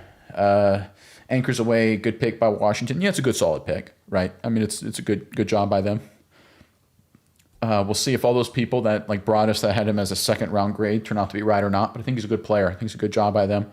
The problem with Washington, though, is their pass rush was non-existent last year. Their secondary was really atrocious, and their receiving core was awful in terms of outside of Terry McLaurin. So there's a few concerns there. Matt Gack, trade Cleveland 12-20 for 9-24. I do that right now. I would do that right now. 100%. 100%. Yeah, Bingus now. Would Cleveland trade again? Maybe they would, but I do feel like GKM5, I feel bad for Downs if he goes to the Browns. So would I, man. I mean, I feel bad for any player that goes to the Browns. I really do. And the thing is, they're a historical franchise. Anyone who knows football history knows the Browns up to about 1995 really mattered. Then they went to Baltimore. Then they got restarted in, 99, I believe, and have really struggled ever since. let's see here. Agreed. Anchors Away says, agreed. Wash ain't got squat for a rush. Yeah, they do not. And they don't have wide receivers either. So this is one of those things where the Commanders, I mean, they spent, what, $100 million on Odafe Owe, who the Ravens couldn't wait to get rid of, who the Chargers didn't try at all to bring back. You know, I don't think this was I don't think it was a bad pick by Washington at all. It may have been just best player available kind of thing. But I don't think it helps them out considerably. And they got this young quarterback, man. Give Jane Daniels some help. Good Lord, one of their starting running backs is a 7th rounder who's a good player, well, a 7th rounder last year. Their tight end, Zach Ertz, is coming off a catastrophic injury. McLaurin's really good. The rest of the receivers are either unknowns or 38. You've got a young quarterback on a cheap rookie deal. You know, this is where best player available can hurt teams, I feel like. And I know it's Washington, so it kind of helps Dallas in that respect. But it's just like, what do you surround you with weapons. Say whatever you want about Jerry Jones and Stephen Jones. They are not afraid, almost to the extreme, to surround their quarterbacks with weapons. Right? We'll have to see what the Giants do at 10, but Washington has done a poor job of that with Jane Daniels, and we'll see what the Giants do at 10 with Jackson Dart. John Giordano says, I think at 12 we reach for Dylan Thorne. You mean Dylan Thieneman? I. Duckman says, I think Jerry is out of this draft. I think you're probably right. Thieneman, got it. Yeah. By the way, I don't hate Thieneman, by the way, at all. I think he's a good player. Let's see here. Lee Fernandez, I think this kid style is pretty. I like this kid style. Is pretty sad he went to Washington, not us. He has great character and freakish attributes and skills. Yeah, I mean, he's got special talent. The question is, and we talked about this for weeks, is the fact he played with Caleb Downs, Arvell, Reese, and a bunch of other elite guys part of the reason why he was so good, or was what was the bigger contributor to his success? And that's going to be a question for him going forward, and one of the reasons I think a lot of people did not have him so high. Browns were huge. I like to see them come back. So the NFL is better when the Raiders are better, when the Browns are better. It just is.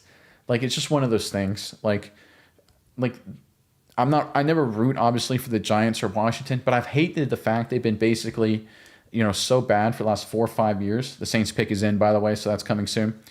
200 people watching live. Great job. Wow, 200 people? Yeah, I see that on the screen. Holy smokes, 200. Wow, thank you, guys. That's awesome. That is awesome. Yeah, shout out to you guys. I'm at a loss for words, and just with that, I'll lose viewers and I'll get under 200. Anthony West says, I'd be happy with Thieneman at 12 if it's only reach because he's underrated. He's like the perfect hybrid safety kind of guy. If you don't get Caleb Downs. Downs is the better prospect because of his physical tools, but Thieneman, ironically, is better suited, I think, by his limitations, ironically, to be a hybrid safety, if that makes sense, right? Caleb Downs has no physical limitations, realistically speaking. Thieneman has some, but he's sort of more suited in the constraints of that hybrid position. Drew Carrymore, we are supporting you, man. You guys are the best. Here's to you guys. You guys are awesome. Love you guys so much. That's crazy. Never would have thought I'd get 200 people watching me at once, and watching you guys too. By the way, getting engaged in the comment section. You guys are awesome. This is awesome. All right, so we're on commercial with the stream on my end here from NFL. I imagine I'm on a little bit of delay from the broadcast just because I'm obviously streaming it on TV locally here. BIR PU5UD, I'm sure that's lead speak, and I'm screwing that up. I bet you were freaked out. Things will always go wrong. Yeah, so if you didn't watch the live show Monday, which, by the way, I'm doing that every Monday now, nothing went wrong, at least on my end technically. I'm sure the show had flaws, of course, but nothing went wrong technically from the streaming platform, integration with YouTube. It was perfect. Everything didn't work at all. The YouTube wasn't working. My software wasn't working. There was, the screen windows weren't updating. It was a mess. But it seems to be working now, obviously. Wow, more concurrent viewers. Look at that. Whew. I tell you what, you guys are doing something that the algorithm likes. So I appreciate it. You guys are 100% awesome. That is, that is fantastic. All right, let's see here. All right. Stefan says Thieneman did great at the combine. I don't think he has too many physical limitations. I think more of his performance as a football player with Oregon. I don't really care too much about the combine. The combine to me is a check the box thing for two purposes. One, do you look like an NFL athlete? And two, did you actually practice and prepare? Are you a guy who's grown up enough to seriously treat the biggest job interview process of your life? And so basically like a Rodriguez from Texas Tech, there were some concerns. What's he going to look like compared to other NFL caliber athletes? And he looked great. He crushed it. He went from like a 3rd round pick in my mind into a 1st round pick because my concern was NFL athletic tools. So Thieneman never had that issue. I just mean it's more just how he played. And maybe it's Oregon's scheme, just the way they played stylistically compared to Caleb Downs, completely different structures. But I felt like Thieneman was tied specifically as a hybrid safety in Oregon's defense. And I think he just naturally fits that in. Whereas Downs is because of his incredible, everything he did on tape, everything he did on film, it just feels like Downs could do almost anything. Duckman notes, Campo and Wanstedt both rank Thieneman and Downs as practically the same. We could do well with either. Yeah, I'd agree.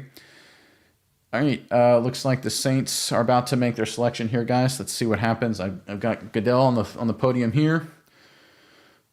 Let's see here. Duke Carell says, take some credit, Nick. Thank you. Pete Cool says, you're doing good, bro. I appreciate that.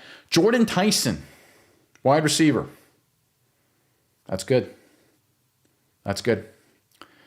Tackles go O-line. I'm sorry, tackles. Good Lord. Browns go O-line with tackle. Giants are now the big question mark with Caleb Downs.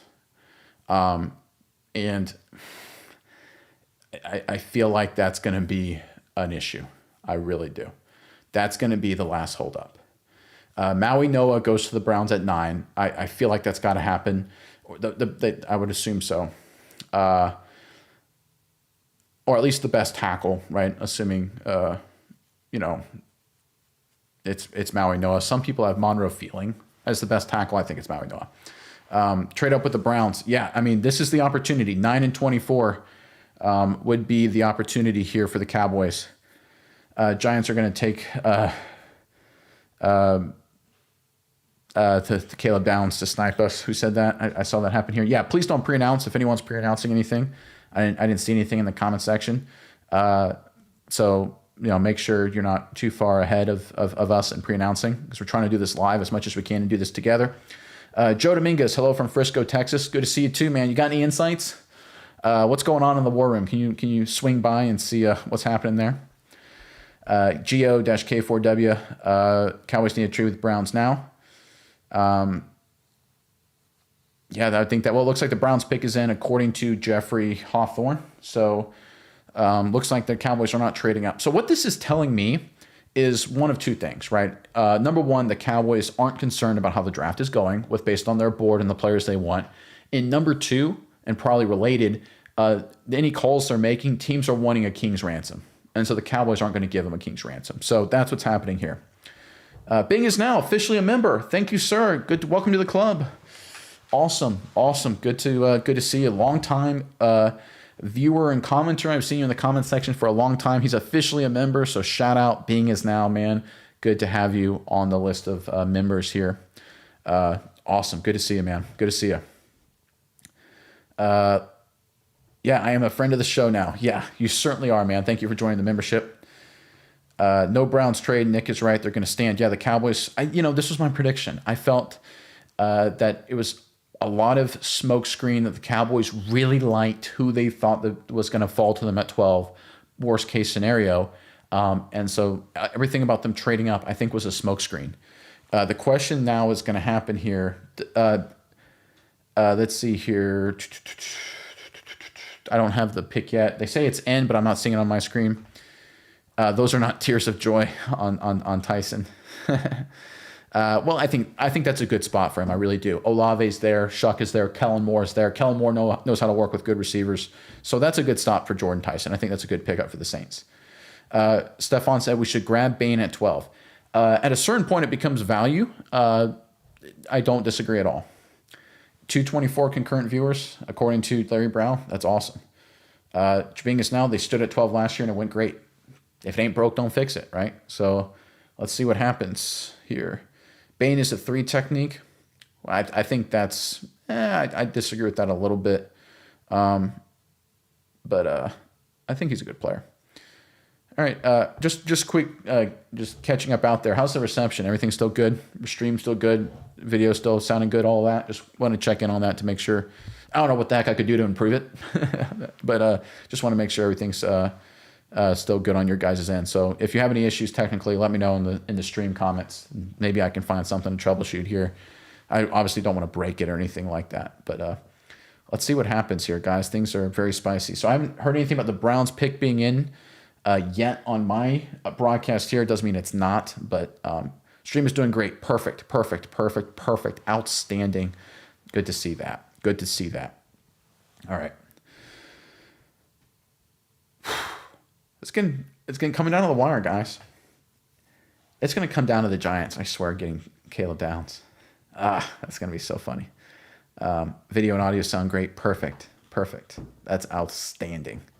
Love to see it. We need to find a new whiteboard for you since you said it was trash. I'm open to suggestions, by the way. Okay, now I see the Browns pick is in, and they're high-fiving each other in the background. It's so funny. The scouts are high-fiving. The coach and general manager and owner look like they're kind of dejected. So seems like that's what's happening there. All right, yeah, I'm seeing on NFL.com the pick is in. So there we go. Let's see who the Browns get. I do not see Goodell on stage yet. Ruben Bain falling is very interesting. I feel like the Dolphins may pick him. Just out of value at a certain point, right? Right on the eggshell walls. You can't spoil eggshell walls like this. Come on, man. You're better than that. All right, here we go. Brown selection. Goodell has announced it is Spencer Fano, tackle from Utah. That's not bad. You know what that opens up? Mauigoa at 11. So it comes down to, I think, quite possibly, the New York Giants at 10. So do the Giants give their young offense another playmaker, or do they get Caleb Downs? This is going to be very, very interesting here. Yeah, I know Harbaugh is the coach. He had Kyle Hamilton. It seems like that's the direction they're going to go. And I feel like that's what they are going to do here is get Caleb Downs. But I actually don't hate that from a Cowboys perspective. I would rather have Caleb Downs, let me be very clear. But from a competitive perspective, the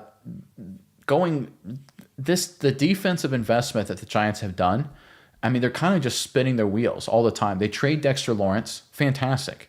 And then they just add in a rookie safety. So you just trade an all-pro player for a guy on the back end who could be an all-pro player, right? It's just a whole bunch of nothing, right, in terms of improvement. They become the same kind of team. They don't become a different team. It's still a defensive player. So let's see what happens here. All right, someone says the Giants pick is in. Chris Ferguson's pick is in already. All right, so I'm assuming that means they're getting Caleb Downs at this point, just because of the quickness of the pick, but we will see here momentarily. Yeah, I think Spencer Fano is a good player. I thought Mauigoa was better, so I think that's very interesting that he went first. But it's the Browns. They do things a little differently in Cleveland. That's undeniable. All right, the Giants are walking onto the... Here we go. Roger Goodell. Guys, you're going to love this. You ready? Francis Mauigoa.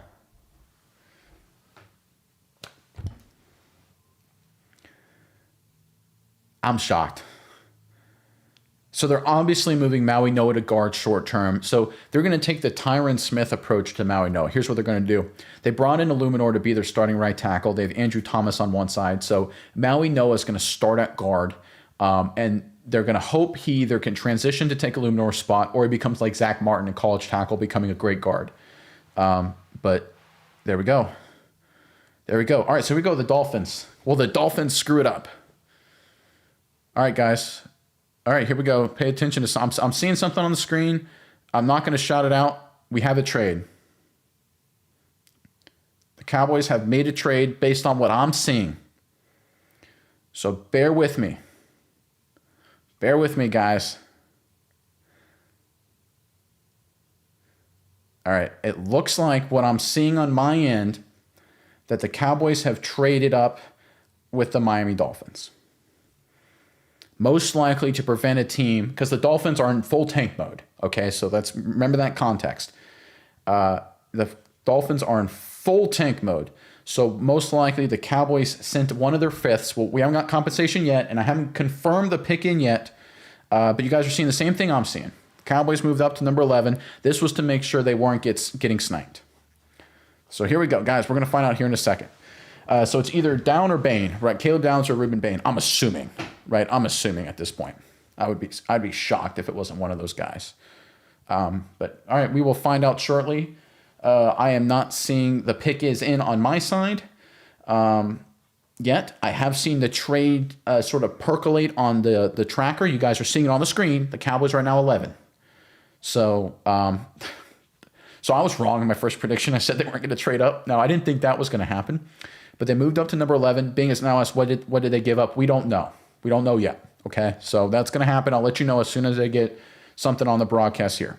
Pick is in. Cowboys pick is in. I would imagine happen very quickly. All right, here we go. All right, let's see what happens.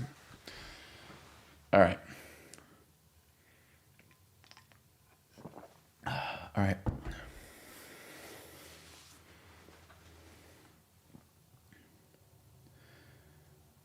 Yeah, Wojo, I agree with you, right? Sometimes if moving up one spot is not the worst thing in the world, especially when you know the Dolphins are trying to tank. You got to know, one of my favorite sayings, I forget who said this, oh my goodness, but I love it. It's know where your feet are. You got to live where your feet are, whatever it is, where you got to know where you are and you got to know where the opponents are. And if the opponent is trying to tank and trade back, then you got to make sure you don't get leapfrogged. And I think that's what the Cowboys did here.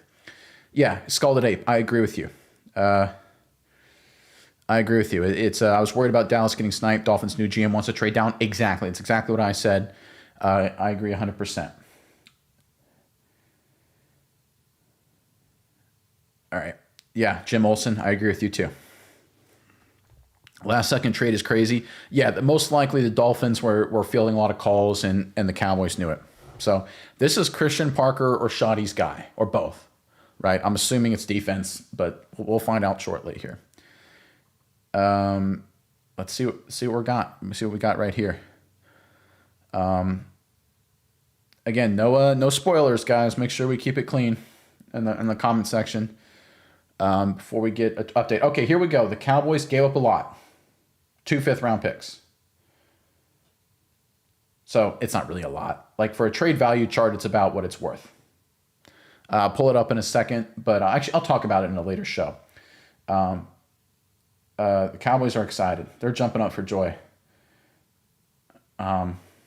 Everybody to a man. We're going commercial. So awesome. Guys, we'll see. The suspense is killing me. The suspense is absolutely killing me here. Oh my goodness gracious.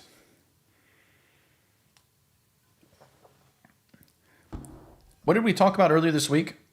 Yeah, exactly. Being as now we can't draft in the 5th round anyway. I think I talked about that either today or yesterday, where the Cowboys have been really bad at drafting in the 5th round. Most teams have a roughly 15 to 20% hit rate. The Cowboys are closer to 10%. So why not get rid of 5th round picks? All right, let's see what happens. All right, let's. Nothing confirmed yet on my end. Still waiting. I'm on a commercial break here, so we got. So yeah, we are. We're waiting here, guys. This is like the worst. The Cowboys draft. Makai Lemon, USC receiver. I'm saying just something like that. So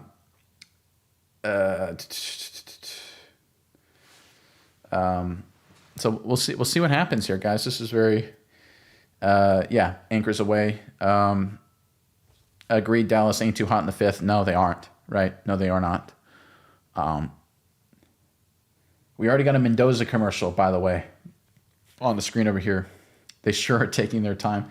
So I guarantee you, it is not a coincidence, right? We all know, we're all grown-ups, that the commercial break happens right before the Cowboys make their pick in Pittsburgh. Who's coming out? Is it Dorsett or is it Pearson or is it both? They're both supposed to be there, I believe.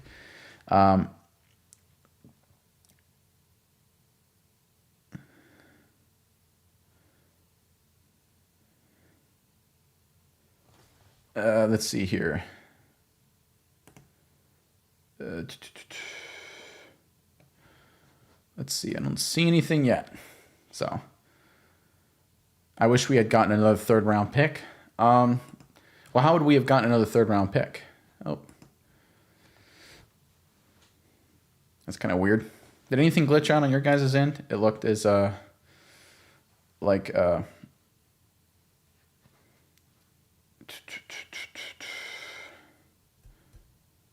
sorry, Nick, I won't give any more spoilers. I thought you just might want to know. I didn't see what you said, but yeah, no spoilers, guys. Let's keep it clean.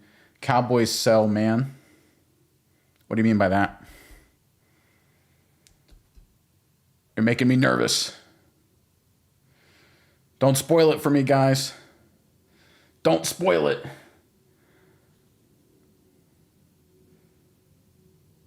Don't spoil it, people. I'm not looking at the messages. I'm looking back and forth because it's like I just want to make sure I don't see it. But I've seen a few people apologize for something, and which doesn't make me very happy about it. Maybe you guys are promising for jumping the gun. But don't tip the picks, guys. Don't tip the picks. I've got it. It's back from commercial. Who's coming out?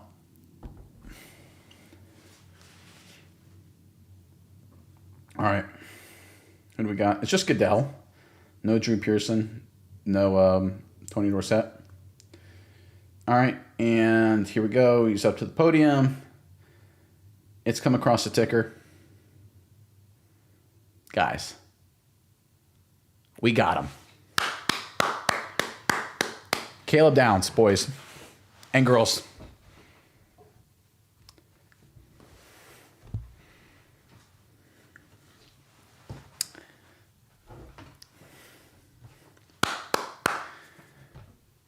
All right, let's call it a live stream, guys. I'll see you tomorrow.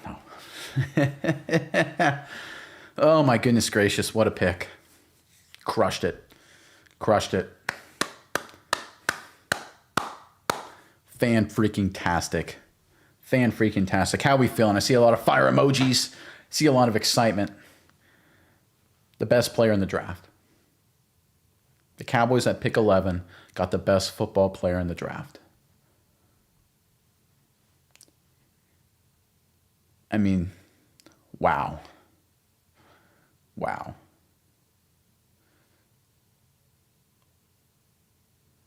I mean, I am literally, I'm stunned.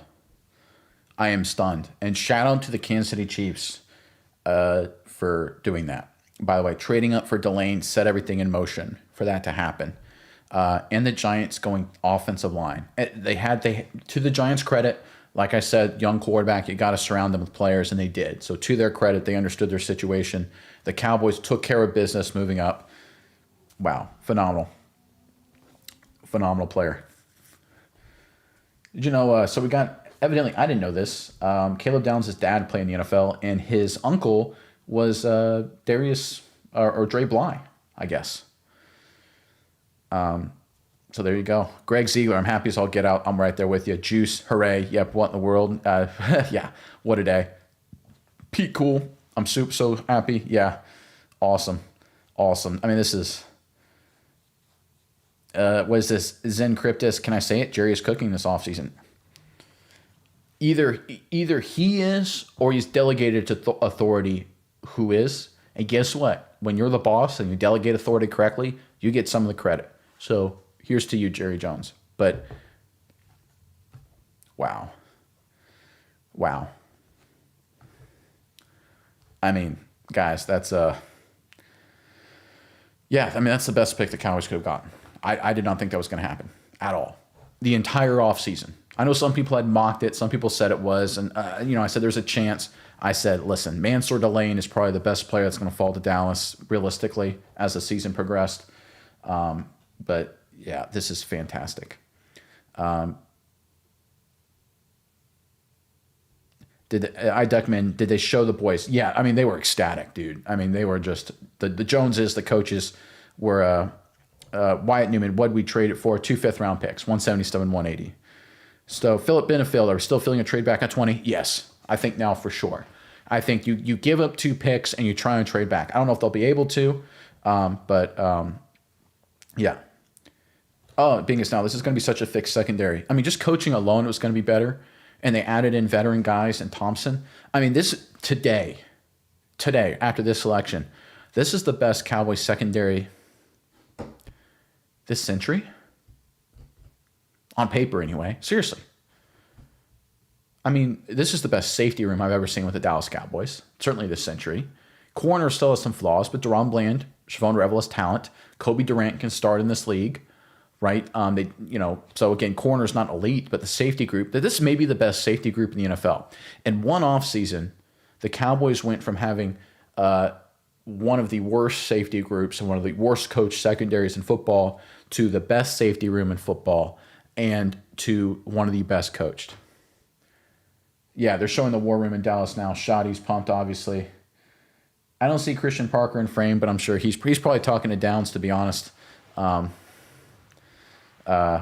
just the Dolphins already have their pick. They probably are getting Bane, I would imagine. Texas Twister. Hey, good to see you, man. Good to see you in the comment section. Haven't seen you yet. Black Venom. Got my safety as Bane possible at 20. Could be. Kind of doubt it, but could be. Whoa. You guys ready for this surprise? Dolphins go. Oh, you can see it on the screen. Caden Proctor. I'm so caught up with this. That is a reach. I do not like that if I'm the Miami Dolphins. I do not like that at all if I'm a Dolphins fan. I mean, that guy is a project, and you've got a lot of issues at quarterback. How are we doing, guys? Are there any issues on the stream? Any hangups? I'm seeing some whirly birds. How we doing? Can you give me some thumbs up or thumbs down on the stream? Is it good? I got like a message from YouTube that just like blared at me very, very loudly that there were some problems. So give me a thumbs up if things are good. Hopefully I still see people commenting. So either you guys are still so excited. Stream's going great. Yeah, I don't know why YouTube is yelling at me. It's very bizarre. So, I mean, if it's going great, that's all that matters. If it's going great for you guys, that's all that matters. But yeah, Caden Proctor's a reach. That's a huge reach. Maybe it's just I'm dropping frames or something and it's just imperceptible because it's a small number, but it could be a lot of people just watching right now. My Wi-Fi looks good. Everything looks good. So it doesn't appear like there's any issues there. Cool. If everything's good on your end, it's good on mine. It may just be something with YouTube, but I'm not going to touch that if everything's good. So, all right, let me know if there's an issue, if there's any glitching or anything like that. Let me know, and I'll try and address it. But heck, they got Caleb Downs, right? We could end the night there if we wanted to. Your video is laggy. All right, that's the one person. You freeze for a second every once in a while, but never lose sound. Okay, well, as long as I never lose sound, I'll take it. So that's the big thing there. YouTube is hating. YouTube is really, really good. They just have some sort of technical issues every once in a while. They're so great for creators. They're phenomenal. I give Alphabet, the parent company of YouTube, a lot of credit. Move to Starlink. Earlier mine went back about half an hour. Oh, that's interesting. Haven't seen anyone else complain about that, but sorry if that happened. Your stream looked better than Fish's this morning. Fisher? Yeah, okay. All right, everyone seems to think it's going good. How much better is Downs versus Thieneman? I think Caleb Downs, so let me put it like this. I think they both have the same floor. Caleb Downs' ceiling is astronomically higher, if that makes sense. They're both going to be very good players, this is my thought, right away with high floors. But Thieneman's ceiling is he's a good, solid player. Downs' ceiling is he's one of the best players in football. So that's a great job by Dallas there. Let's see.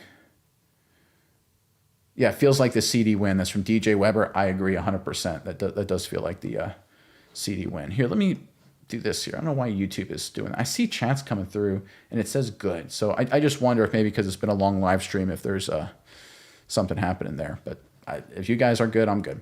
Tell us, Nick, who's your next pick? At pick 20? Keldrick Falk, I would assume at this point. is my feeling. But people are falling fast. So who knows? Like I thought it would be Keldrick Falk. Like they trade back from 20 to 24, 25, maybe pick another pick, but get another pick. But if people keep falling, I mean, they could get a good player at 20 for sure. In which case you don't trade back. You just take 2 first-round picks and call it a day. By the way, do you guys remember what selection DeMarcus Ware was in 2005? You remember that? What pick specifically? 11. Now, granted, Dallas didn't have to trade up, but still, something there for sure. All right. Let me check over here, make sure. Maybe it's something with ESPN. Let me go over to ESPN real quick. And that's maybe is ESPN not updating or something? I'm going to see here. You guys are going to, yeah. So, okay. ESPN refresh. Maybe that's part of the problem. All right. Let me scroll down and correct. There we go. I don't know if that's any better or worse, but I'm going to keep scrolling just so that way we can see Dallas's pick number 20. All right. Yeah, I see some lagging. I see some glitchiness. Ugh. I think this is just quantity, if I had to guess, of people just streaming on YouTube right now. And what it's unfortunately it's going to be what it's going to be. My internet obviously didn't change. It was working fine for an hour, and it glitched out a little bit. But hopefully, could you make the face cam rectangle bigger? I can, but do you guys really want to see me, or do you want to see the pics? Because if I can make it take up more of the screen, but it like distorts it, you know what I mean? So I'll probably try and keep it the same there.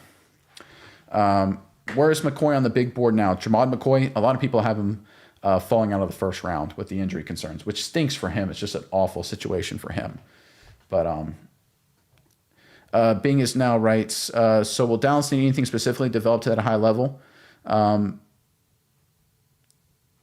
What do you mean by specifically? Like coaching? Well, I mean, of course, you're going to need good coaching. But do you need anything more than that? Midwest Cowboy 95. Hey, Nick, what do you think about Caleb Downs? I love it. Love it. Would be all. I mean, I'm excited. Thrilled. Ruben Bain is falling. He is not happy, which I understand. The Rams pick is in. They took a long time. Long time there. It's been stuck on. I think one of the reasons it looks like, it's not hurting the quality of the broadcast is maybe because there hasn't been any picks in a long time. So I think that's hurt the cause a little bit there. Let's see here. What else? Make sure you guys subscribe. Yeah, if anyone, obviously, I appreciate anyone that decides to subscribe. YouTube also does this thing on where if you're on mobile and go in and out of the app, it will drop back 10 seconds or so. That's fair. I mean, it could be, maybe that's what you guys are seeing potentially as well. But it could just be things are lagging right now on just YouTube Studio or something to that effect. And I do not want to stop the stream or risk any of that. And some people are saying there's no issues whatsoever. So, all right. So the Rams pick is in. Let's see who they get here. Waiting for an update. Nothing yet. It says the pick is in, but Goodell hasn't gone onto the screen or anything, so it looks like we've got some time. Yeah, tell me it wasn't a coincidence that they delayed the Cowboys with Caleb Downs, did Proctor real quick for Miami, and now it's been like half an hour, I feel like, until this next pick. So I feel like that's not a coincidence. I feel like the TV timeout was scheduled to make sure it was around Dallas's pick. Downs is not considered to be a thumper, which my opinion is good, is that he should be able to avoid injury. That's a great point. That's a great point. Jesus Christ says 915 writes, Cowboys get Rodriguez at 20. Yeah, I think that would be an interesting pick. I don't think it would be a good one for Dallas at 20. I'd love a trade back, but there are obviously worse picks the Cowboys could make, certainly. Greg Zeeler, you got to remember others on YouTube are streaming the draft. Your stream is fine. Yeah, that's my first time doing it. I'm just very cognizant to make sure it's a quality show as best as I can bring it, because I want to make sure you guys get a good show out of it. I mean, the Cowboys got Caleb Downs. If you guys aren't happy right now, I don't know what to tell you, right? I mean, come on. It could literally be all distorted and me going all over the place, and you guys still should be happy. But this Rams pick is taking about 55 years. But it looks like Goodell's about to walk onto the stage. We're going to find out here shortly. Who would you like to see at 20? Oh, my goodness, guys. You guys ready for this? Wow. Wow. Rams go quarterback. Wow. Ty Simpson, Alabama. Whew. Jim Olson, are you streaming live tomorrow? No, I'm just only going to do round 1 because the Cowboys have 2 first-round picks, and they were good picks. So, oh, what the heck? ESPN, don't do that to me. Don't do that to me, guys. What are you doing? ESPN, stay with what I wanted.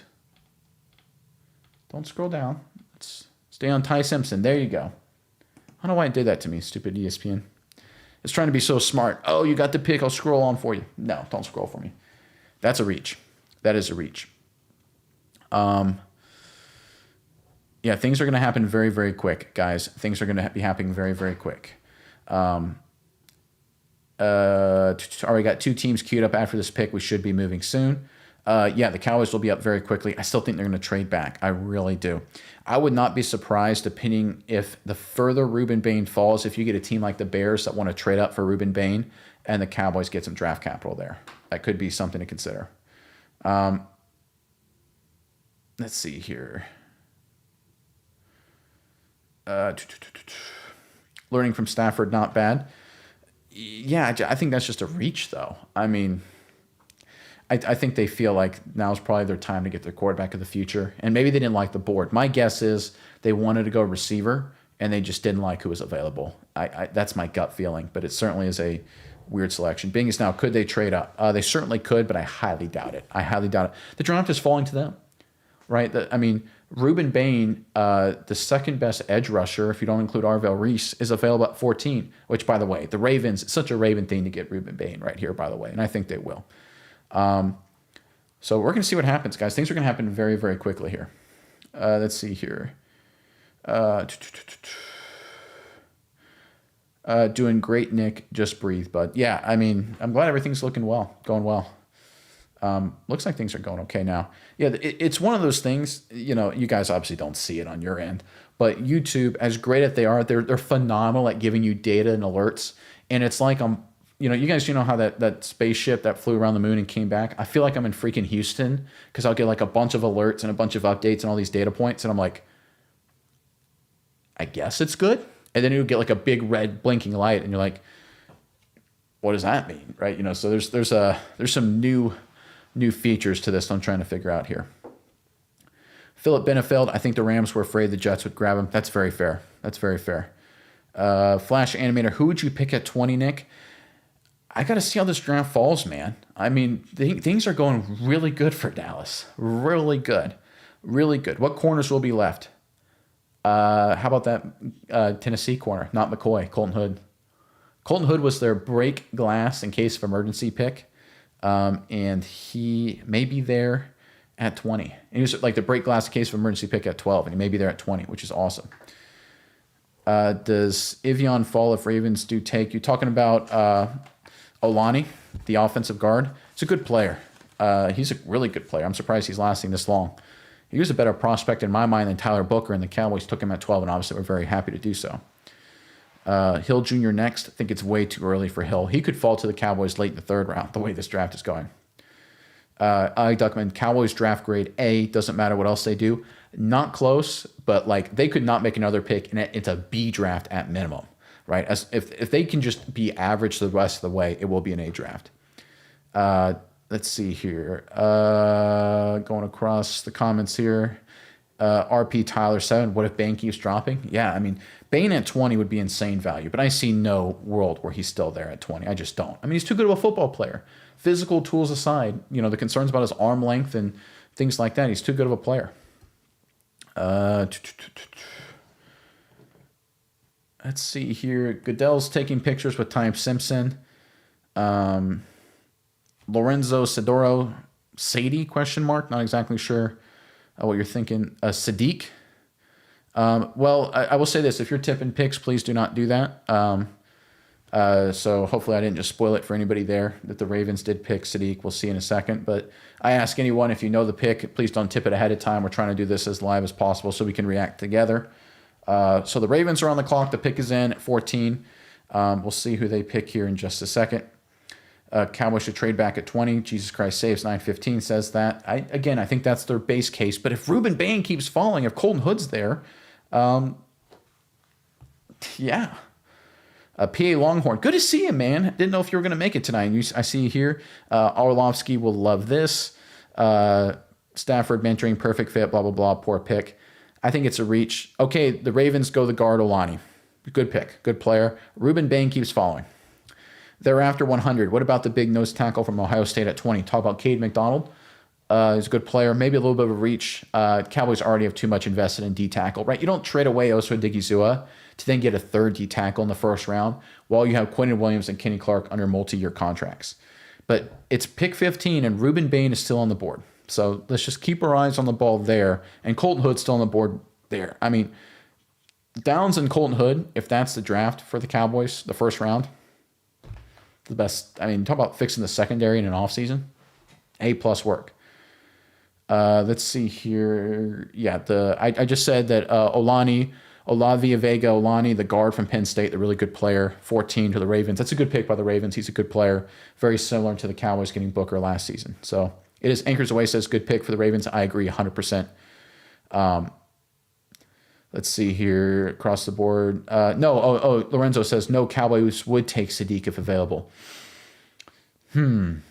I don't think Sadiq makes it past 15. I'm going to make a prediction here that the Bucks pick up. The Bucks need a tight end, and I think they pick Kenyon Sadiq here. Could be wrong, but we'll see what happens. I don't think the Cowboys pick him either at 20. Would be my guess.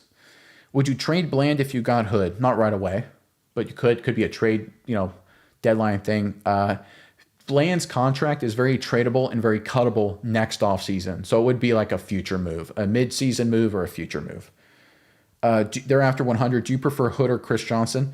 I like Colton Hood just on the back of he played SEC football. This is my bias, and this is why, again, I don't draft because I have my flaws. The Bucks pick is in, by the way. We're on commercial break, so we'll see what happens when we come back. The reason I like players that have gone against the best competition. Booker, SEC lineman, right? Parsons played Penn State. Trayvon Diggs at Alabama. CeeDee Lamb was Big 12 and the Big 12 meant something. Right. I mean, in my mind anyway, the best players tend to play the best schools. Now, not always the case, but Byron Jones, for example, an athletic phenom. Now, I know he was a late first-round pick, but still I felt one of the underwhelming aspects for him and why he never became a great player was because he was more of a physical phenom than he was a elite football player. So I like guys that play with the big schools. That's just my personal opinion. Wide receiver still available at 20 that is worth it. I think that's unlikely at this point, but it's certainly very possible. Anchors Away 93. Bland is a decent player. Keep him. I think you should, but again, there could be a situation where maybe the opportunity's there to move off of him, like Oso Odigizua. Oso Odigizua is a good player, but if you become so rich at a certain position, maybe it makes sense to move him. Midwest Cowboy 95 NWC says we're getting Ruben Bain Jr. I can see it, or Colton Hood. Yeah, there's a very good chance those things are happening. I mean, we're looking at 15, 16, 17, 18, 19. We got 5 picks. Most likely the Lions are going edge or tackle. It seems likely the Lions are probably going to go edge, I had to guess. I doubt the Jets are going to double up on edge. The Bucks are probably going to go tight end. So let's say the Lions get Ruben Bain, which would be a coup for them. The Vikings are probably going to go safety. The Panthers have been linked to wide receiver or safety. So corner could fall, could be Colton Hood, Dallas at 20. Let's see here. Being is now, I love Byron. He played hard, always did his job. Yeah, he was a solid player, but he never lived, like early on in his career, he looked like, okay, this guy's, going to be a multi all-pro kind of player. It looked to me like he was that good and had the physical tools, just could never take that next step. And I think, sometimes there are guys that are good players, and I feel like the great players always have that high level of competition. But then you run into the Taco Charltons and the Mozzie Smiths who played in the Big Ten and did not do well. So there's always counterfactuals to every situation.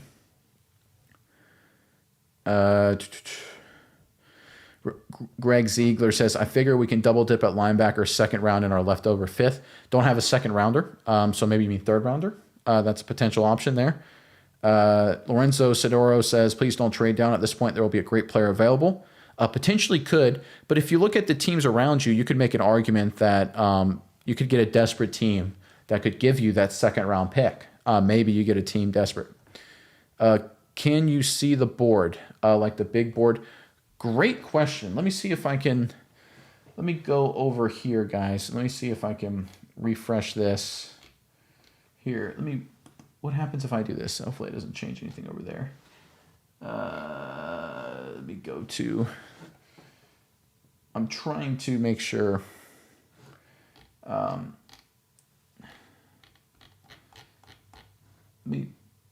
see if I can pull this together. Here we go. All right, this is probably going to look pretty ugly. I'm sure you guys aren't going to be able to see it too well. Can you see on the right there? It's kind of truncated, but that's the big board right there. You can see Thieneman, Feeling, Lemon, McCoy, and C.J. Allen and Akeem Messidor are the guys on the big door. Then Keldrick Falk, Emmanuel McNeil, Warren, Keldrick Falk, and Avian Terrell. Forgot about Terrell. That's an interesting name to consider as well. So that's the big board. I'll go back and forth. I know it's probably very hard to see. I apologize. But that's the big board, at least according to PFF. All right, back to the drafts. Bucks are on the clock, and the Bucks pick is in. We'll see who they get in a selection in just a second here. Bucks fans are excited. They're finally on the clock here. Let's look at what you guys are saying in the comment section. Robert Crisanti says, great job. Thank you very much. I appreciate that. Let's see here. If I'm not mistaken, Byron Jones went a season or a season and a half and gave up a touchdown pass. Yeah. Again, he wasn't a bad player. I'm just saying, I prefer the SEC guys. All right, the Bucks pick is in. It is they got him. Reuben Bain. That's a best player available pick. So there you go. All right, well, the dream of Reuben Bain dies at 15, which that would have been a little bit of a reach there for sure. But obviously, we'll see what happens in just a few picks. Thank you, William Cook. Thank you very much for little, super chat, super thanks. Thank you very much. I really appreciate that. Yeah, Bain's gone. Yeah, it's one of those things. It was getting Dallas and Bain would have. Do you guys remember? This was years ago when the Lakers had Kobe Bryant. I think they still had Lamar Odom, Andrew Bynum, and Pau Gasol, and they traded for Chris Paul. And the NBA vetoed the trade, said, no, it's too much. I felt like that would have been a situation for the Cowboys. Like, listen, you can't get arguably the two best football players in the country last season in the same draft. That's not fair. Even my ancient eyes could read that. I didn't realize the board had the end that high. Why can't we see the predictions? Hey, you said Bain didn't fall past 15, and guess what? Yeah, he didn't. Great pick for the Bucks. It is. You're right, Jared. It certainly is. We'll see who the Jets get at 16. This is a very interesting selection here for the Jets. The Lions, I would assume, are going Akeem Messidor. He's the closest thing to NFL-ready edge rusher left. Monroe Feeling to the Lions. I think that's actually coming. That's my prediction. No idea what the Jets at 16. My prediction is the Lions. Monroe Feeling, Thieneman to the Vikings at 18. Mekhi Lemon to the Panthers at 19. And then we'll see what happens there. Cabo saying, yes, wasn't that around the time of Steve Nash? I think Steve Nash came after that because of that deal, right? They needed a point guard. If I'm remembering correctly, I could be wrong. It's a little while ago. Let's see here, guys. The pick, I've got no update currently on the Jets pick. They're still talking Reuben Bain on TV right now, or on the broadcast right now, I should say.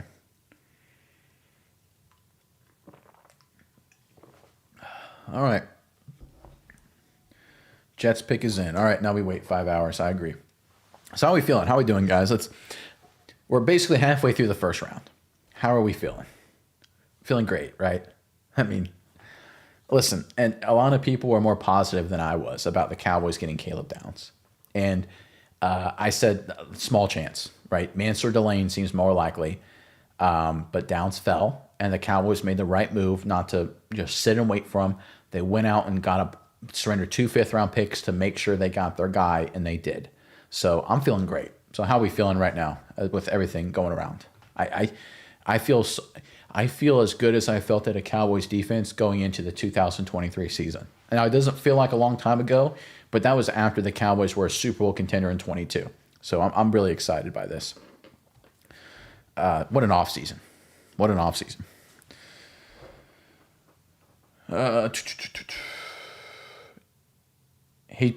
Duckman's like hating each of the 4 teams I picked before us.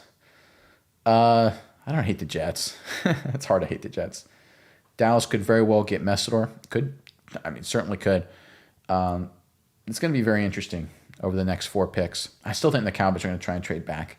I feel like I have to get one prediction right. I said they won't draft a linebacker. So if they stay at 20 and get Rodriguez, then I will be wrong in every single prediction. So we'll see what happens there. Jets are high-fiving on the camera, so they like their 16th pick. I think the only time I've ever seen a war room unhappy was when the Falcons picked Michael Penix Jr., and half the war room was like, what the heck, and started yelling at Falcons GM Terry Fontenot. Every other time, everyone's super excited. It's like, it's just kind of funny. Messidor has been mocked at 20. Yeah, it's true. That's 100% fair. Thereafter, as good as I feel, we have work to do at 20. Yeah, I mean, of course, right? But just sitting right now at 4 picks away from 20. I mean, this is a good spot. Gonna sleep good tonight. Yeah, I mean, you know who else is gonna sleep good? Christian Parker. I mean, he's got the best player in the draft. What did he do with Quinion Mitchell and Cooper DeJean their rookie years? Special stuff. Taku says, I think Dallas picks Dylan Thieneman. Very possible, but I kind of doubt it, right? They already have Jalen Thompson, Malik Hooker, and now the great Caleb Downs and PJ Locke. So I doubt they go another safety. All right, here the Jets pick. Jets selection, here we go, is waiting for NFL.com to update, and it is Kenyon Sadiq. The Jets get Sadiq at 16. Feel bad for him. Family's excited. He gets to go to New York. That's not a good spot. Sorry, man. It's a good, talented player.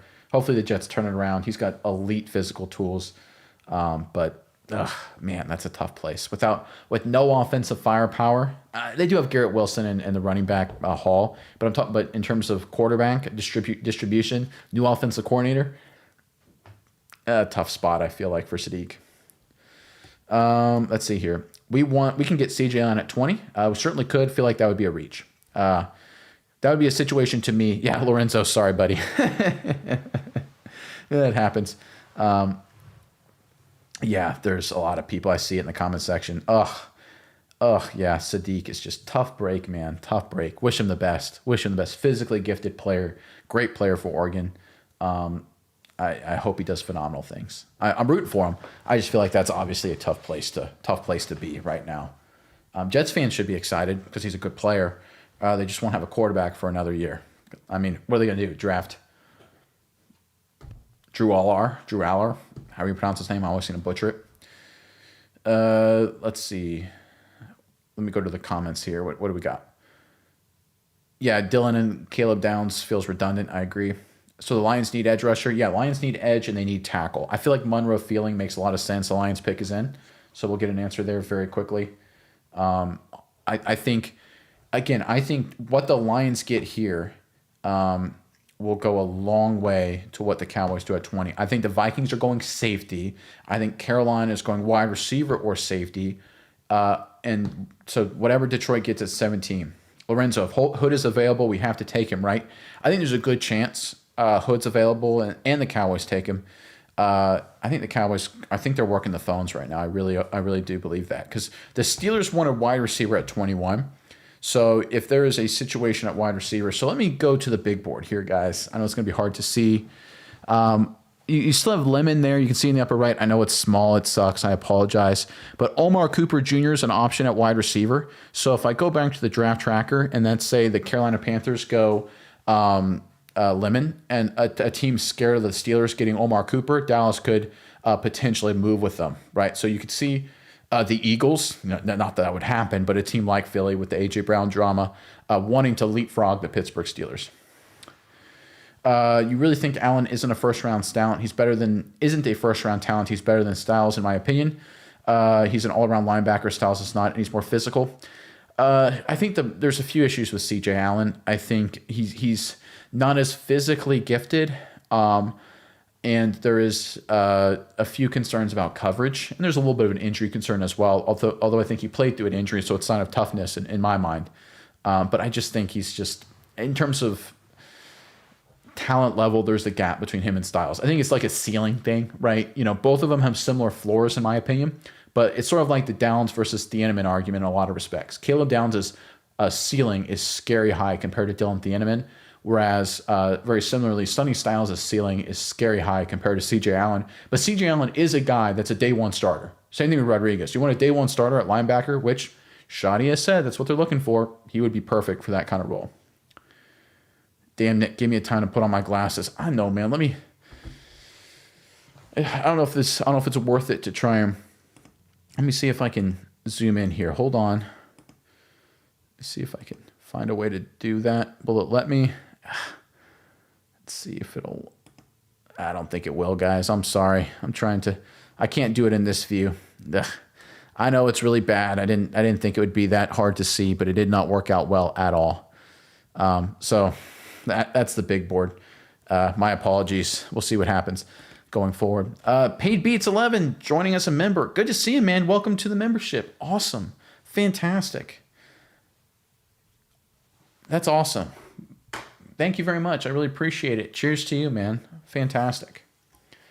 Let's see here. Chris Luno's, hell yeah, my favorite Downs. Yeah, absolutely. Time to celebrate on that for sure. Allen can't cover. That's the one concern, that he has some issues in coverage. Control plus. No, I know I can zoom in like on the screen. I mean in the context of the software, because I don't want to zoom in everything. I want to zoom in only in that view, if that makes sense. Because what you're seeing is just different window views. And so I want to make sure I only zoom in on that window. But what I can try and do is maybe I can do this here. You do give me an interesting idea.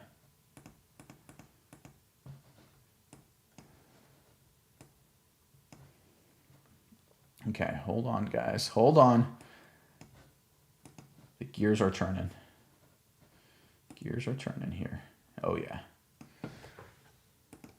How's that? Huh? Look at that. You can see the big board. I tell you what, guys. That is a view right there. Fantastic. And I'll tell you what else I'll do. I'll see if I can do this. This is bold, so bear with me. Let's do this. What do we think about that? What do we think about that? You see, all the way to the other side? Oh, yeah. That's what we're talking about. That's what we're talking about, guys. That's a plus live stream for me. Yeah, you see? I moved over. Yes, Duckman. Yeah. You can see it. Yeah. There you go. Yeah, exactly. Yeah, right on the same page. Exactly. All right, let's get back to the draft. Good Lord. Cowboys Devil Doc joining us a member. Thank you, sir. Thank you very much. Appreciate that. That is awesome. Good to see you, man. Good to see you across the board. Paid Beats. Falk makes sense moving to 3-4, but they need a mic. I agree. And in the mess of all of my screwing around, the Lions have made their selection. Offensive tackle. It's opening up. Oh, boy.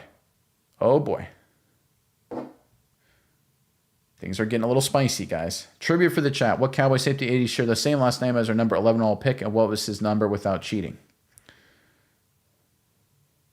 I have no earthly idea. Off the top of my head. It's a good pick. Good question, I should say. Lions are in. Yeah, they got Blake Miller. I think I already announced it. You guys hopefully can see that on the screen. Do we like that? I do. It keeps the edge wide open.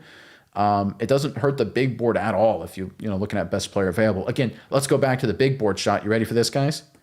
Boom. Messidor's right there. But here's the thing. Keldrick, Falk, Avian, Terrell. I mean, there's some dudes there. Rodriguez isn't listed here, but there's some dudes there. Vikings are up. Vikings have to go safety. This has to be Dylan Thieneman. This has to be. He's the best player available. It's a fit. It just makes every single sense in the world. Makes all the sense in the world. All right. How we doing, guys? We've been on this for what? 2 hours plus. Time has flown by. It's amazing what happens when you draft well. It's exciting stuff.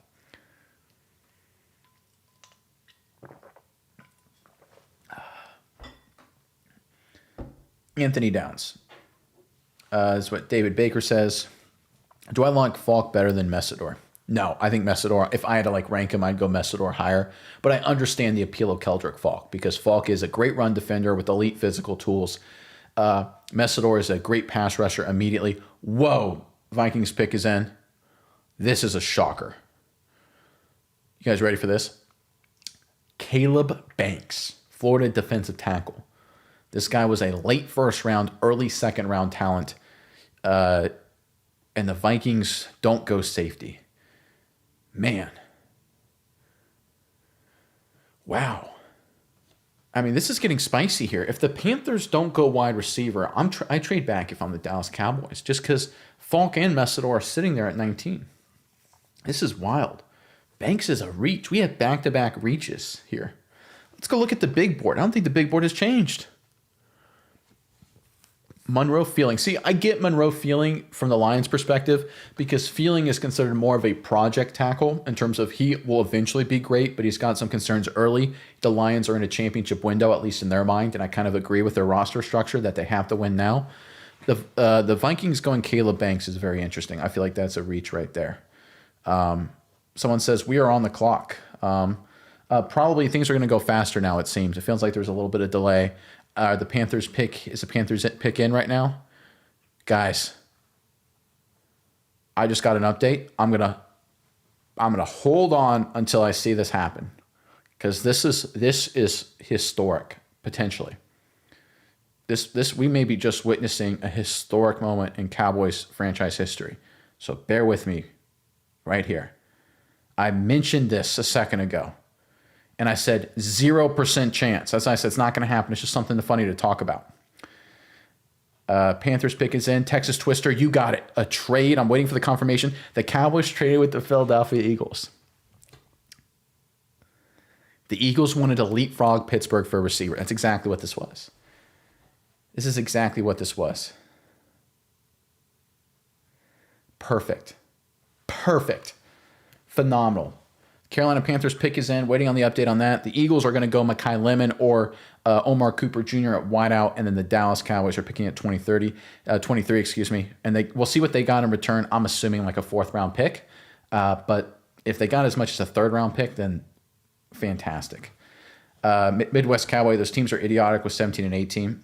I don't get the Blake Miller is NFL ready. I get it from the Lions' perspective. They want to win now. 18 makes no sense to me. What did they give up?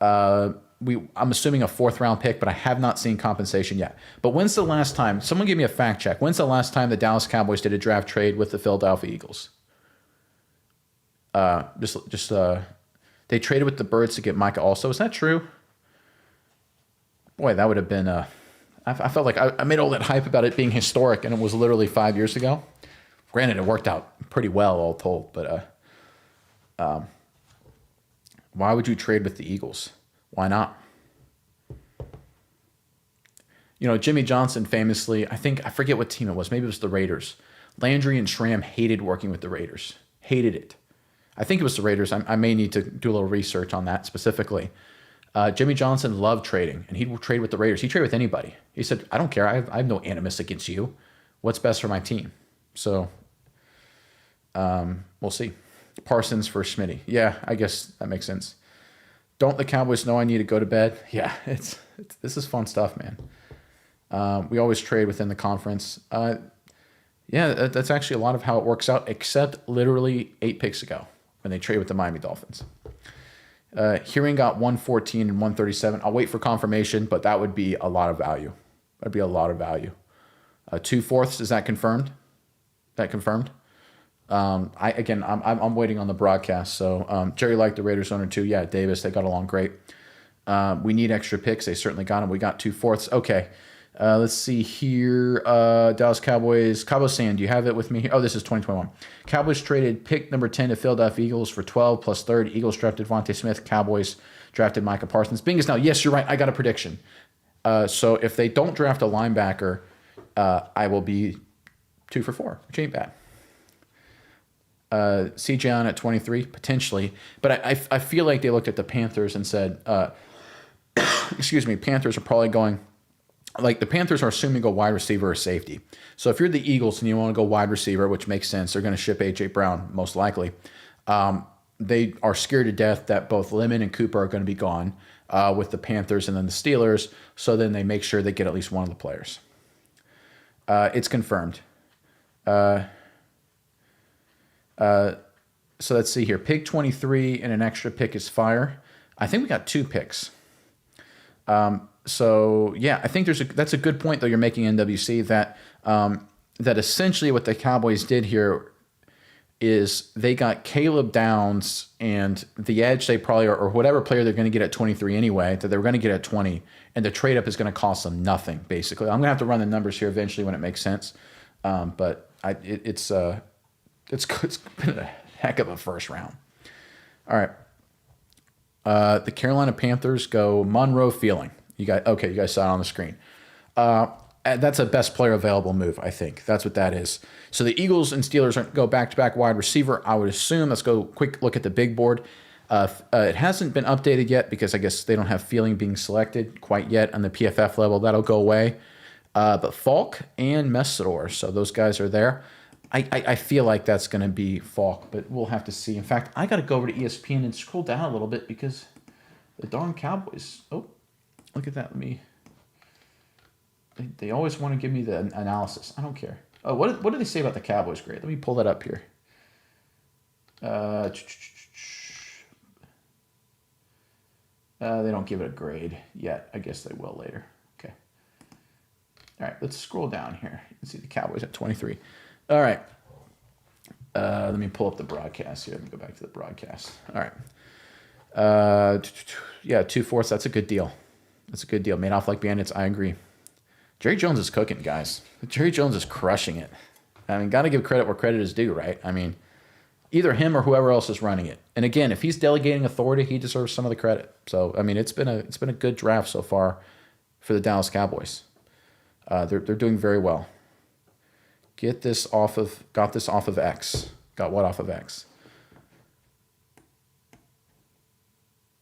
Oh, the trade updates. Got it. Okay, cool. That makes sense. Got you, Greg. I'm understanding what you're talking about now. Okay.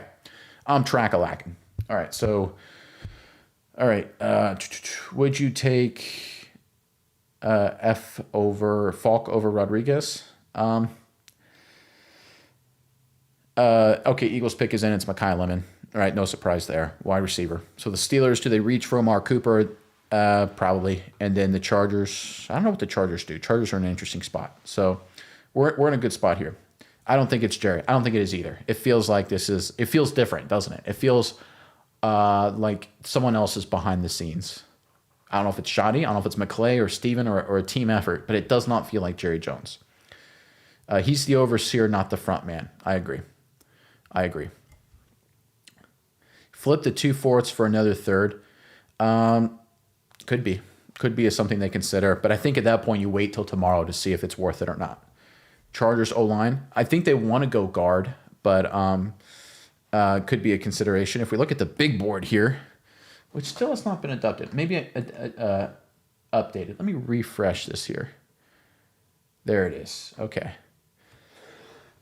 Excuse me, guys.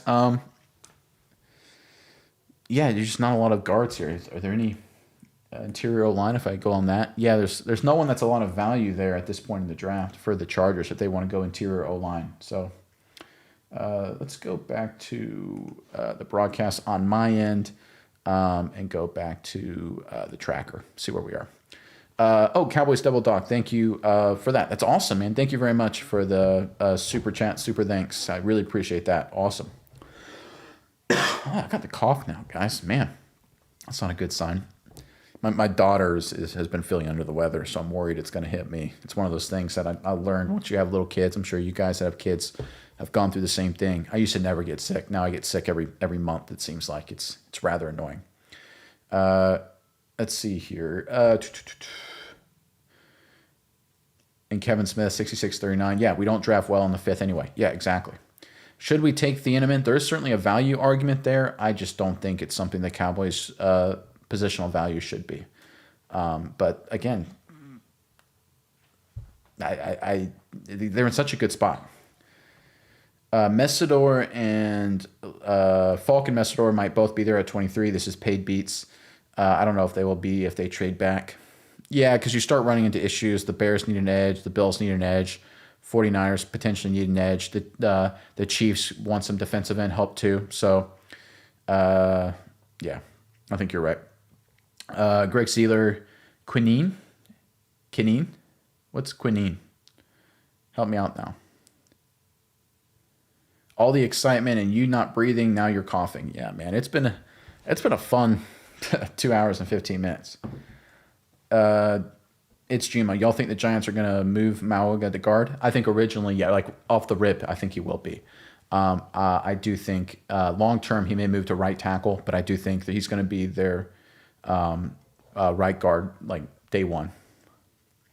The pick will be CJ on at 23, Messidor or Hood. I agree with you. I think most likely Colton Hood would be my guess. Oh, Immune C from Amazon. Dr. Baker approved. Well, I might need that because I keep coughing. And I know that's got to be annoying as all get out for you guys. I'm going to have to hit the mute button if I keep doing that again. Very annoying. Very, very annoying. All right. No word yet on the Pittsburgh Steelers. Geez, hold on a second, guys.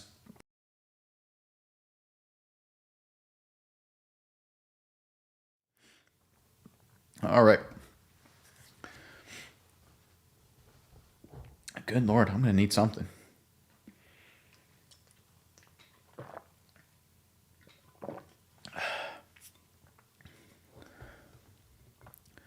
Yeah, so no word on the Pittsburgh Steelers. Looking promising to capitalize off the Micah trade. I mean, that's such a phenomenal point. That if when all told, when it's all said and done, what the defense is going to look like. I duck and drink more Jägermeister. It's like cough syrup. Yeah. For the short term, anyway. It's Dream. I'm an emergency guy myself. Gave up 218 in trade. It's called the Carolina crud, bro. Well, I do live in Carolina, South Carolina. Straight bourbon and honey. Threatened me with a good time. Kevin Smith says, I did lose you for a bit. Well, hopefully I'm back.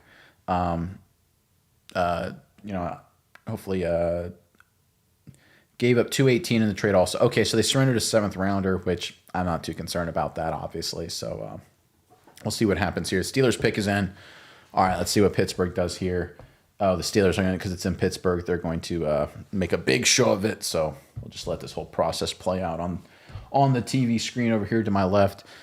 This feels like wide receiver for Pittsburgh. It does. This feels like Omar Cooper Jr. would be my guess. Maybe Boston, but we'll see exactly what happens here.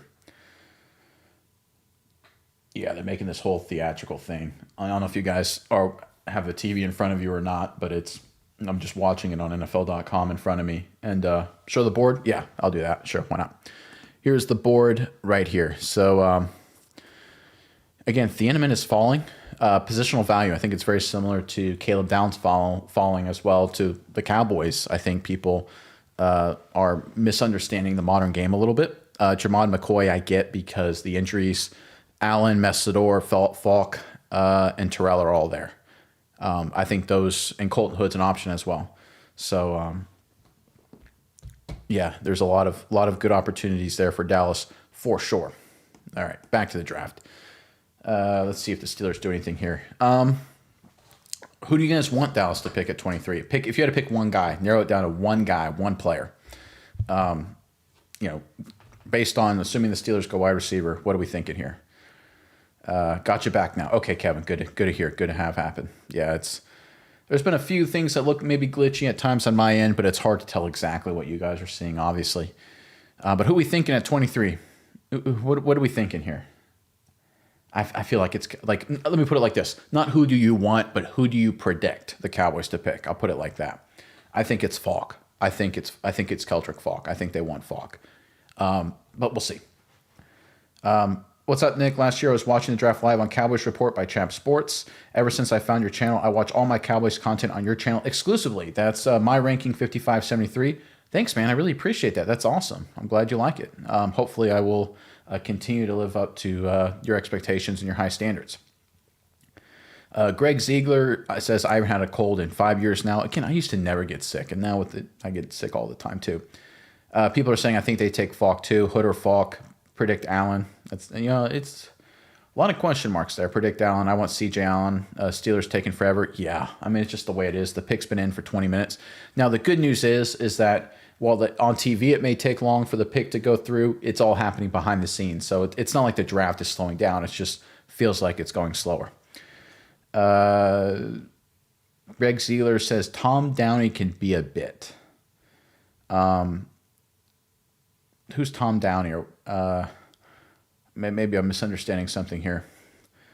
Duckman says, I don't really know. Value says Thieneman. What's the big need? Oh, wow. Here you go. Pittsburgh Steelers. Maxi Honekor, offensive lineman. Yeah, I feel like the Steelers wanted to go wide receiver, and they went offensive lineman. Honekor is considered to be a pretty good prospect, so that's not a bad pick for Pittsburgh there.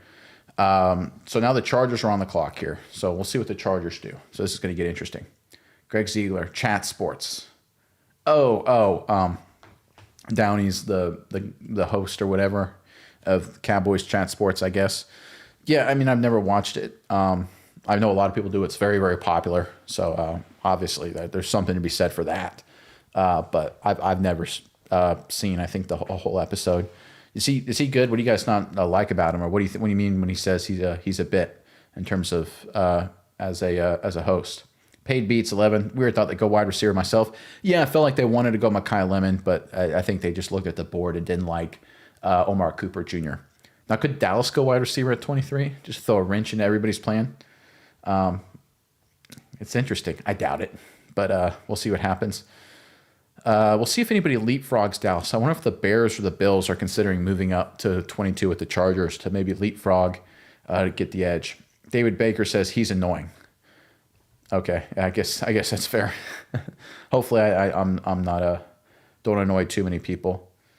Chat Sports is good, but this channel is more intellectual. Okay, yeah, I mean, one of the things that can happen, at least I've seen, is that there's just an incessant amount. I'm not saying Downey or Chat Sports is like this.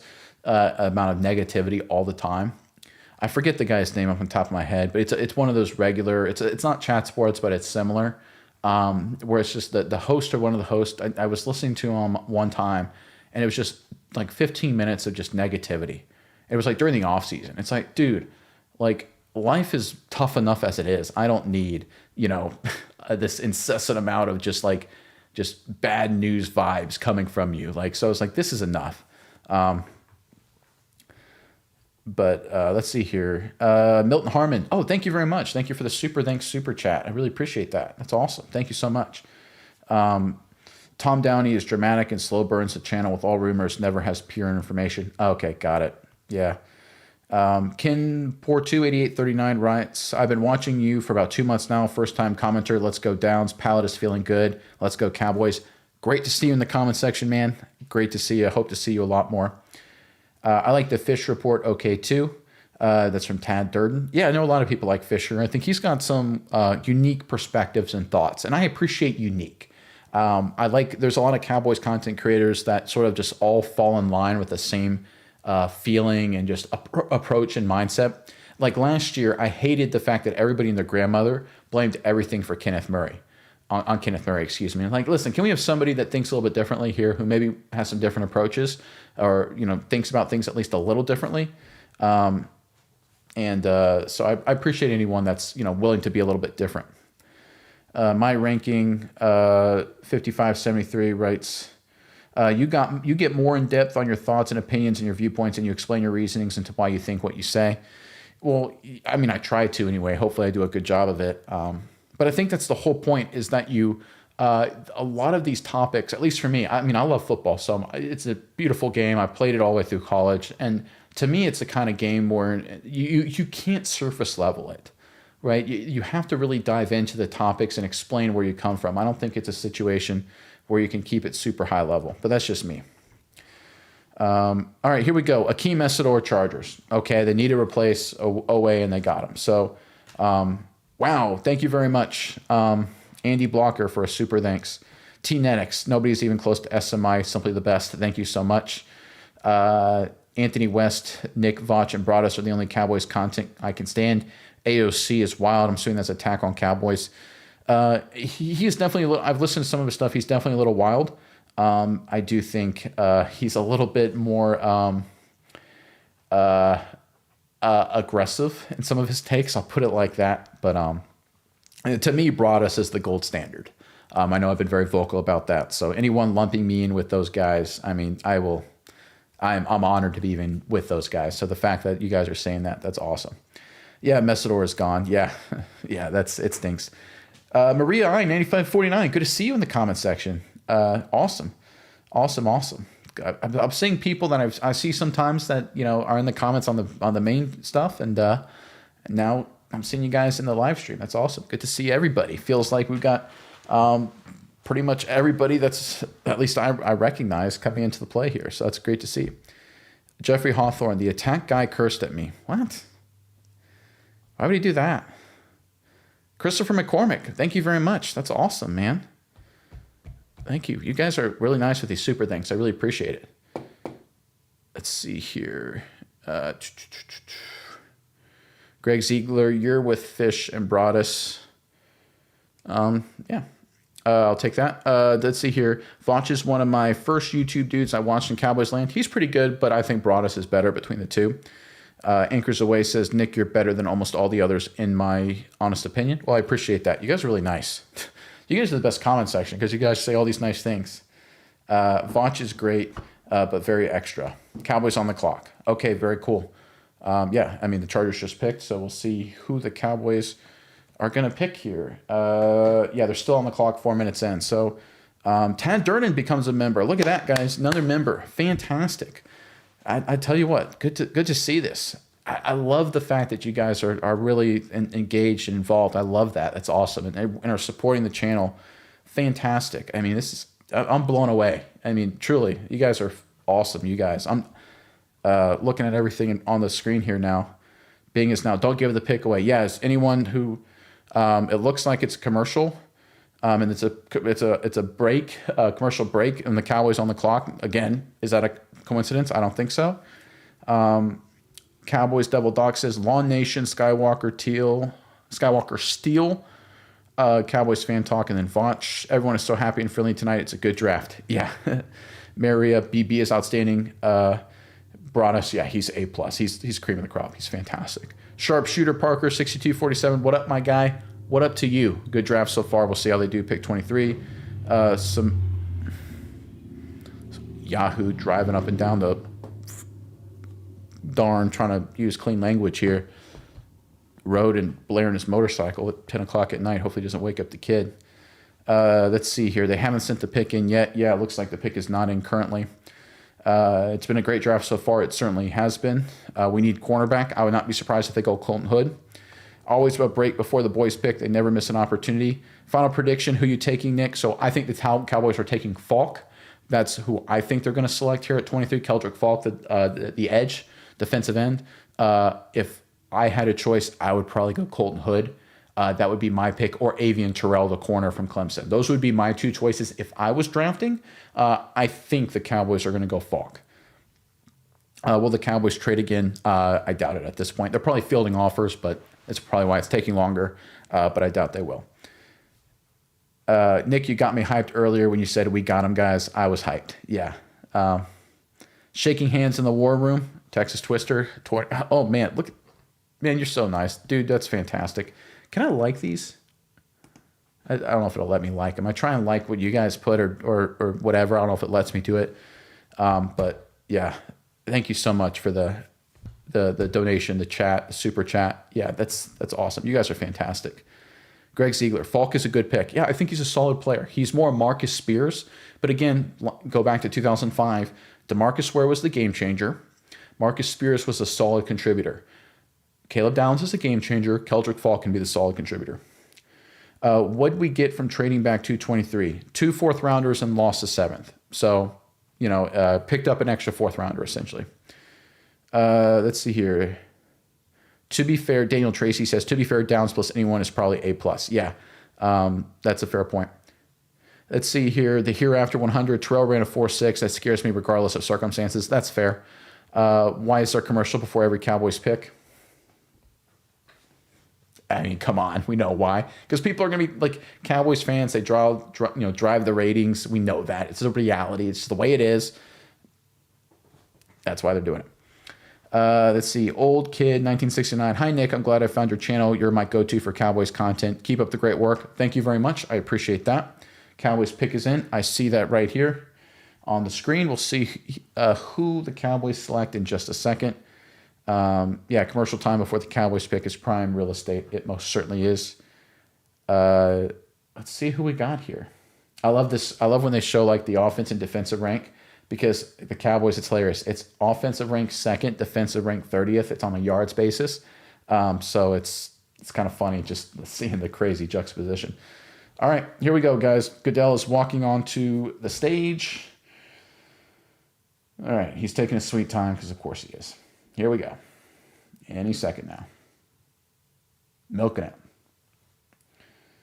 It's very interesting. I thought there was going to be some Drew Pearson and Tony Dorsett stuff because they're from Pittsburgh. They maybe a day 2 thing. Maybe it's day 2 when they have the former players announce picks, day 2 and day 3. So here we go. Goodell is, wow, Malachi Lawrence. Wow.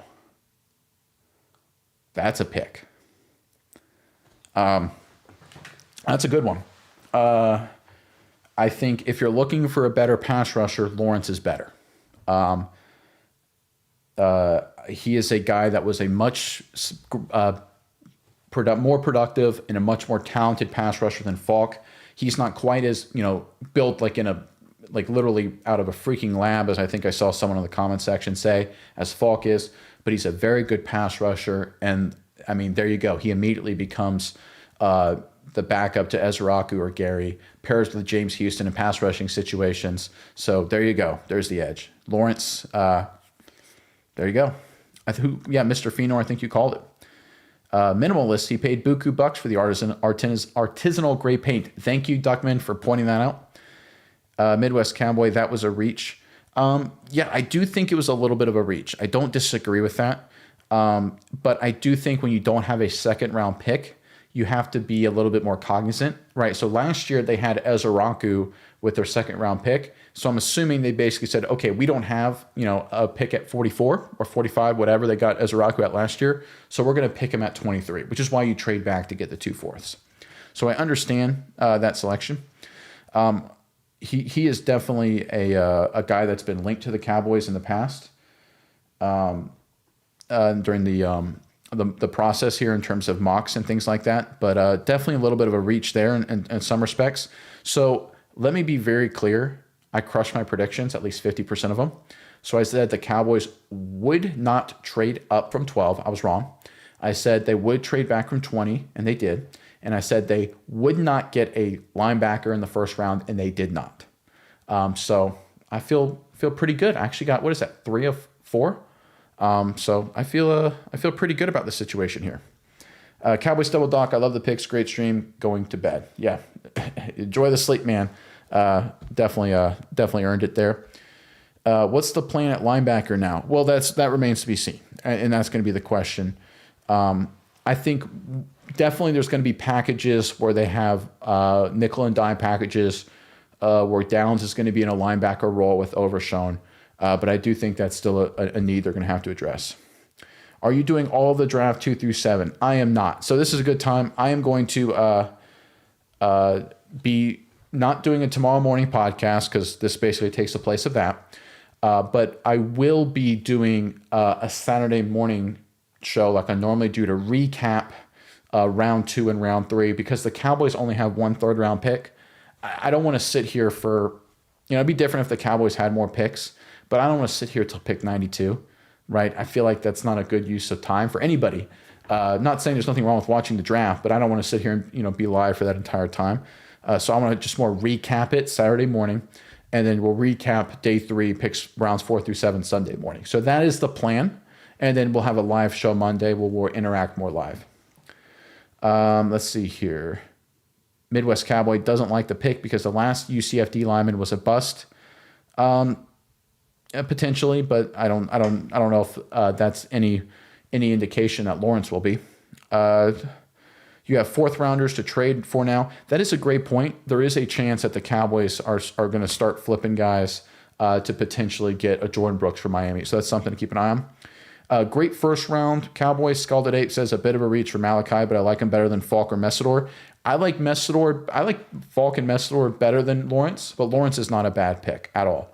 And thank you very much for the super chat. I really appreciate that. Thanks, Nick. Thank you, Brady. Anthony says Dallas hit it out of the park. Let's see here. Bing is now. I agree with you, like I already said. Not sure how I feel about this later pick. To be honest, that's Tyler Ruffner. Again, that to me, that was the reach I kind of saw coming, and I think that was sort of their Tyler Booker pick. Like last year felt like a reach in some respects. That was Lawrence right here. Let's see. Troy for Wood 88. Appreciate you, Nick. Thanks for the good show. Thank you very much. Greg Zeeler said, I understand. Thank you and good night, sir. Thank you very much, Greg, for tuning in. I really appreciate seeing you. Let's see here. Jared says, okay, my Cowboys fan, I got to work early tomorrow, so I am out. Nice spending time with you all tonight. Nick, thanks for being such a fine host. Thank you, Jared, as always, for jumping in. Let's see. D'Angelo Dewberry hopefully got Brooks or Rodriguez. I think it'll be Brooks, but time will tell.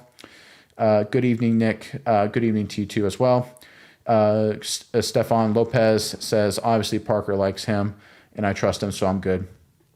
Taku says, thank you for this live stream. This was dope. Yeah, I greatly enjoyed it. This was a lot of fun. I really enjoyed this.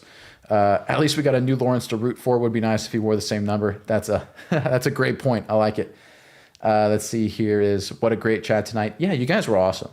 You guys were fantastic across the board. Just A+ work for you guys. And I'm not blowing smoke. I mean, there's a good engagement, good back and forth. A lot of people chiming in, and I had a blast. I had a real fun time.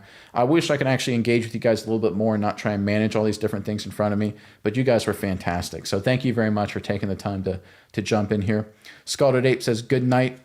Right back at you, man. Got to go eat dinner. Go eat, Jeff, and eat hearty, because it was a good first round for the Dallas Cowboys. Caleb Downs. Go to bed with a smile, guys. The Toots GNZ says, thank you, Nick. Keep up the great work. Thank you very much for tuning in and for the comment. I will do my best. Hope to see you guys for the daily show on Saturday morning. The Browns took KC Concepcion at this point, which isn't a surprise. They need a big play wide receiver. He had been mocked to the Cleveland Browns. Why is a player for... It's Juma.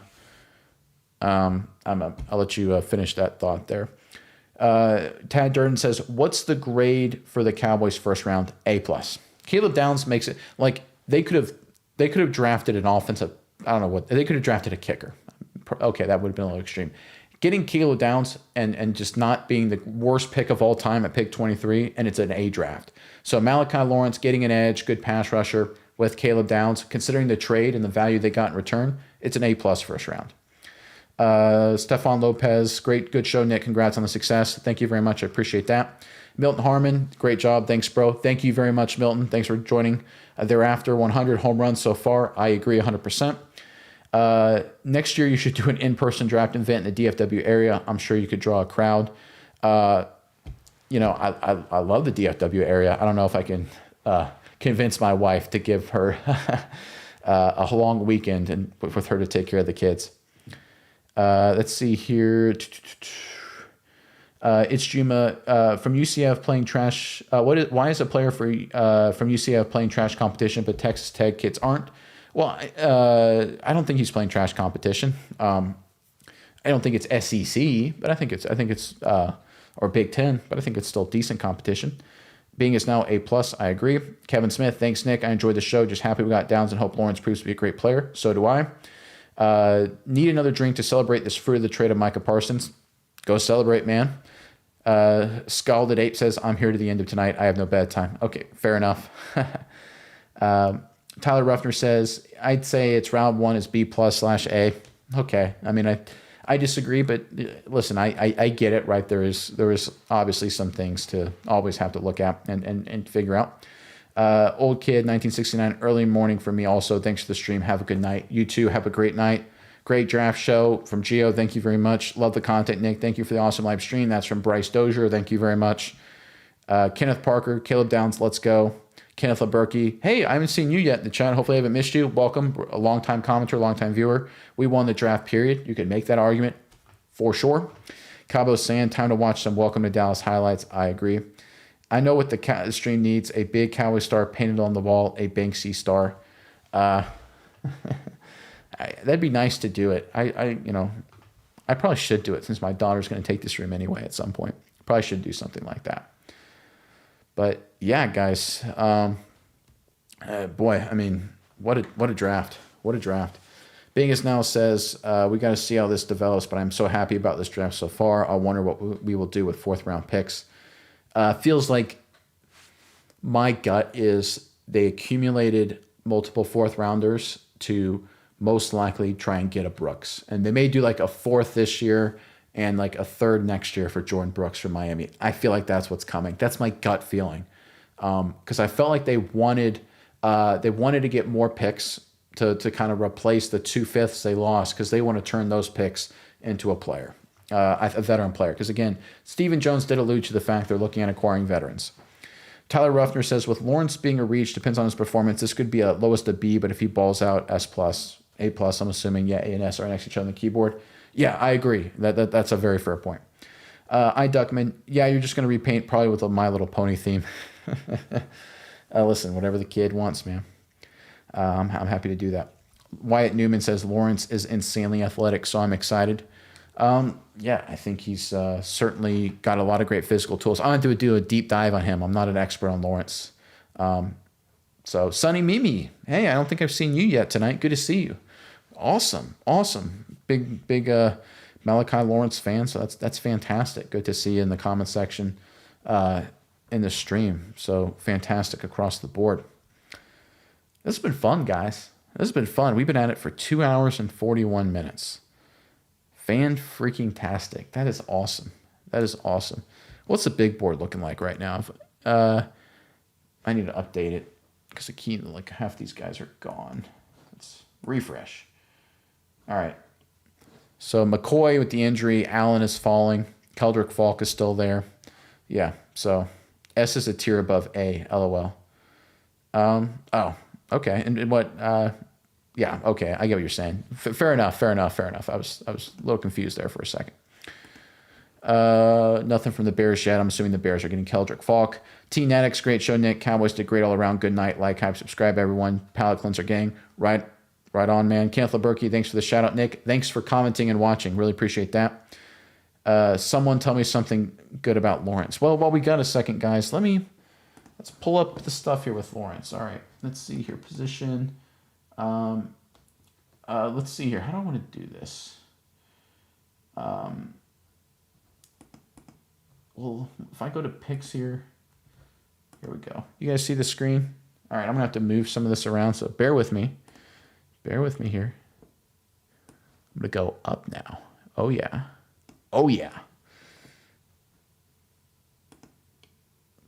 All right, so that is Lawrence there. This is his PFF grade, so take it obviously with a grain of salt.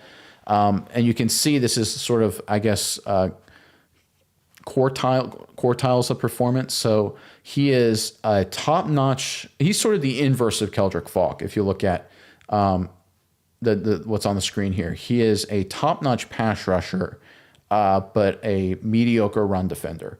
So they basically went for the opposite of Keldrick Falk. So that's Malachi Lawrence. So they clearly prioritize pass rushing. I'm gonna have to do more research on him.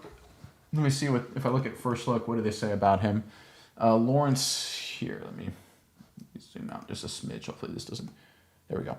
Lawrence has the tools to be a rotational 3-4 outside linebacker, but inconsistencies in both strengths and weaknesses may limit him to a flash player role. Let's see here. That wasn't really a lot of information about drafts. Most drafted, well, obviously, yeah, that's analysis. There's nothing there. PFF. Slack-a-lacking a little bit here. Okay. So there we go. We got some information about Malachi Lawrence. We're going to need to do a deeper dive as we get further along, obviously. Let me go back to the draft here. Thieneman to the Bears. There it is. Okay. So that literally just happened. So we missed that pick. I apologize. let's see. Hands never stopped tested almost as well as Reese. Okay, fair point. You mean like combine numbers and things like that? So basically, he's a top-notch pass rusher with good test scores. So he's got the athletic profile. And it's interesting that the Bears wanted edge. They needed edge. There's a huge need for him. And they turned down Keldrick Falk. So that should maybe tell you something, that maybe Falk was a little bit overvalued by some people. I. Duckman says, I bet run defense can be coached. That is a certain element to it as well. Run fits and gap assignments. Yeah, that's a big part of it. Tyler Ruffner says, I was thinking we were going to go tight end. I have doubts about our tight end room, flashes of greatness, but lots of poor performances. Love Ferg, but he, along with all of our tight ends, are inconsistent. I think the Cowboys, like it or not, like Schoonmaker, and they really like Brevin Spanford. So I think they like the room. And I don't think there was anybody alarmingly elite there after Sadiq left. After Sadiq was gone by 16, I believe, to the Jets, 15 or 16. Let's see here. Bills are on the clock. I don't see anything yet from the Buffalo Bills. Let's see here. What else we got? Jeepers 45 says, talked about the picks. I like Lawrence better than Falk. Great coaching will max out his athleticism. Yeah, it's clear that Christian Parker liked him. So, again, Parker gets the guys he wants, and I'm excited for the Cowboys for these picks. I mean, I'm going to do a lot of thinking and research and deep diving. A lot of people will. I'm sure you guys will. But this is definitely this has been a great first round. But when you factor in the trades too, man, fantastic. Being as now there are good tight ends later in the draft. Yeah, that's another good point. The Cowboys could go tight end. I want to see them the rest of the draft. Really, obviously, linebackers a need. And whether they trade for a veteran or they draft a guy or both. I'm thinking interior offensive lineman, probably late for some depth. And I'm thinking defensive lineman, like traditional defensive tackle, to kind of be a backup, a young guy, because right now they're a little veteran right now. Their only young guy, I believe, is Toya, which, 7th rounder last year, not ideal. Yes, Kelly, his running partner, was a 30 visit, and his coach is part of the boys' staff. Oh, yeah, that's right. I think I heard that, right, where the Cowboys hired a UCF coach to be an analyst. I think that's a good point. Bears pick finally off board. They got a good one. Thieneman's a good player. The Texans traded up. That's interesting. Interesting. The Bills traded back. The Houston Texans traded up. So what's happening here? Why would the Bills do that? Who's on the board? We'll go back to the board, guys. Let's go back to the big board. Is it safety? Is it Emmanuel McNeil-Warren? They're scared there's going to be a run at safety, and they want to get ahead of it. That's the only thing I can think of. But the Texans, the Bills, I'm sorry. The Texans traded up with the Bills. The Texans are now pick 26, right? So they don't need safety. They're stacked there. So what are the Texans doing? Unless they're getting a wide receiver, but they have like 5 wide receivers. I'm a little confused, guys. I don't know what the Texans are doing. Let's see what they do here, guys. There's a trade. Bills traded up with the traded back. The Houston Texans moved up a couple spots. So let's see what the Houston Texans do here. And the Miami Dolphins also traded with the San Francisco 49ers. So we got some interesting deals here at the back end of the first round. No one is actually trading out of the first round, which is interesting. Everyone is kind of just trying to shuffle around to make it happen. Keelan Rutledge, offensive lineman from Georgia Tech. That's where Houston goes. A little bit of a reach there, but it's a position of need. They got some veteran linemen. They did some good moves this offseason, but they needed some young guys, so I get that. Okay, that's not terrible at all for the Houston Texans. Let me go to ESPN here. Let me scroll down a little bit. Let's get down to the final 32. There you go. You can see it. All right, you see a few more spots here. All right. So what do we got, guys? We got 6 more picks to finish up the first round. So you guys going to hang out with me to the end of this sucker or what? I'm committed. I've been here for 2 hours and 49 minutes. I'm stuck to the end. So I'm happy to stay here as long as people are here. And even if anyone is turned off, it was just me talking to myself for the final few minutes. I will do that just in case one person decides to jump back on. All right, here we go. Just in case anyone was wondering about my trivia, I was Michael Downs. Oh, that's right. He was one of Thurman's thieves. Yes. Oh, my goodness. Oh, that's a great one. Good trivia question. That's fantastic. I should have known that. That's a great trivia question. Duckman's going to be here. Yep, I had a feeling, man. I feel like you're going to be here. So thanks for joining me and sticking with me, and thanks for most of you guys. We still got, by my count, 100 plus people based on what YouTube is telling me. Still tuning in. So one of the things I have noticed as the night's gone later, which makes sense, the alarm messages from YouTube have dropped off dramatically, which would make sense. So what we were seeing before, what I was seeing, not that you guys care, but it's interesting to me, was just sheer volume of traffic, it seems, on YouTube. Yeah, I'm going to keep yakking, Sonny. That's all I know to do, as my wife tells me all of the time.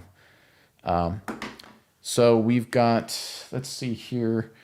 Let me go to the broadcast. Let me see what's going on. Oh, it's a commercial break. There we go. That's why we're not hearing anything.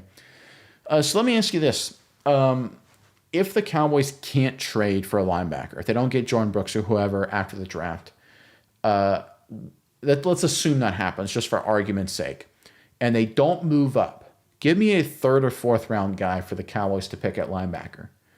I mean, is there a chance Anthony Hill Jr. falls? Let me go to the big board, guys. Let me pull this up here. Give me a second. Bear with me. Let's sort on linebacker. So the Cowboys pick at 92. Anthony Hill Jr. is listed at 88. Not without the realm of possibility that Anthony Hill Jr. is there early in the third round, or maybe the Cowboys could trade up into the middle of the third round to get him. So that's an opportunity there. So that's something to keep an eye on, for sure. Mine has been telling me that for 40 years. Yeah, fair enough. Fair enough. All right, Dolphins trade up. What's the word? Do we got any information on that? Who they picked? Nothing quite yet. I don't know, why would the Dolphins trade up? I don't get that. You're in total rebuild mode. What are you trying to do? Trade up. You traded back with the Cowboys to pick up 2/5. Fantastic.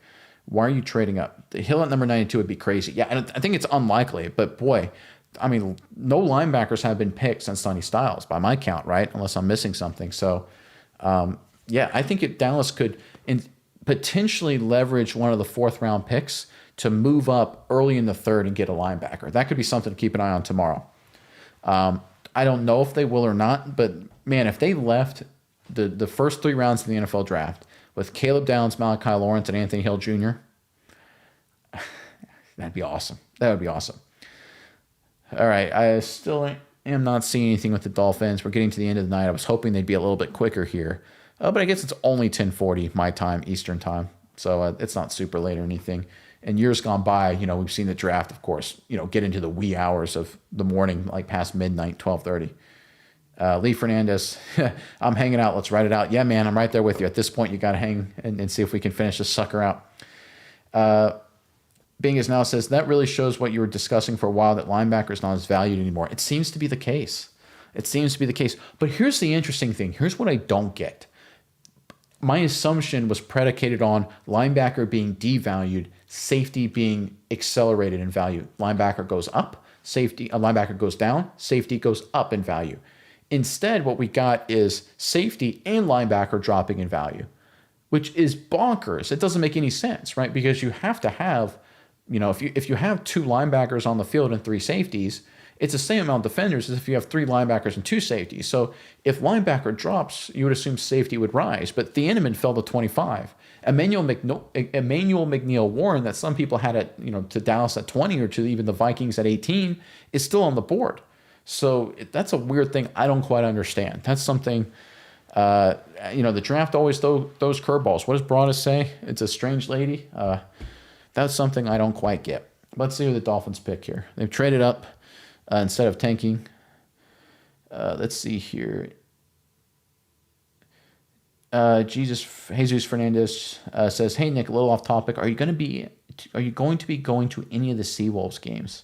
And in case you didn't know, there's a new professional football team in Charleston playing at the Citadel. I did not know that. What is the Seawolves? Are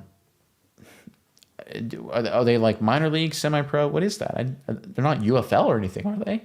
I thought I would have seen something like that, but what is the Seawolves? Being as now, I did not see Thieneman lasting till 25. I did not either. Chris Johnson, that's who the Dolphins got. Good corner. The NFL is a strange lady. Yeah, that's Broadus is saying. Johnson at corner. That's a good pick for the Dolphins. That's not a bad pick at all. So I don't know if I would have traded up, but I can understand, they felt there was value there. So let's see what the Bills get. Keldrick Falk is still lurking. Cassius Howell's lurking. C.J. Allen is lurking. Right? There's a lot of moves to be made here. I think they are indoor league Seawolves. But if they're indoor league, the Citadel plays outdoors. So we've got clashing perspectives here. But unfortunately, the reality is with young kids, my social life is very limited. Unfortunately, not that listen, having kids is a blast. I've loved having kids. It just has changed a lot of what I can do. That's one of the reasons why I have to film the daily show at like 5 a.m, because it's when everyone's asleep, right? And thank goodness that the draft happens after everyone goes to bed, so I can film when they're all asleep. So I don't have to worry about watching them or anything like that. Question. Oh, go. Here we go. Let me go through this. So Charleston is such a great city, good restaurant, naval museums. Yeah, I love Charleston. I love Charleston. I live here, obviously. Being is now, maybe I'm completely wrong. Then my bad. I certainly don't know, so I'm throwing that out there. Go says, so we got the best player in the draft, 2 fourth-round picks, a solid pass rusher, and lost the 5th. That's good. Yeah, I would say so, 100%. Larry Brown says, question, why not have Thieneman and Downs playing the slot? Well, because you also signed Jalen Thompson, the safety, and you signed P.J. Locke as well. So there is just so many, you already invested so many dollars. At a certain point, you just have so many bodies, right? You have to, you restructured Malik Hooker's deal. So at a certain point, I think it's just too many bodies. And you still have Deron Bland, who can line up in the corner in the slot. You signed Kobe Durant. So at a certain point, I just think it's too much investment at that position.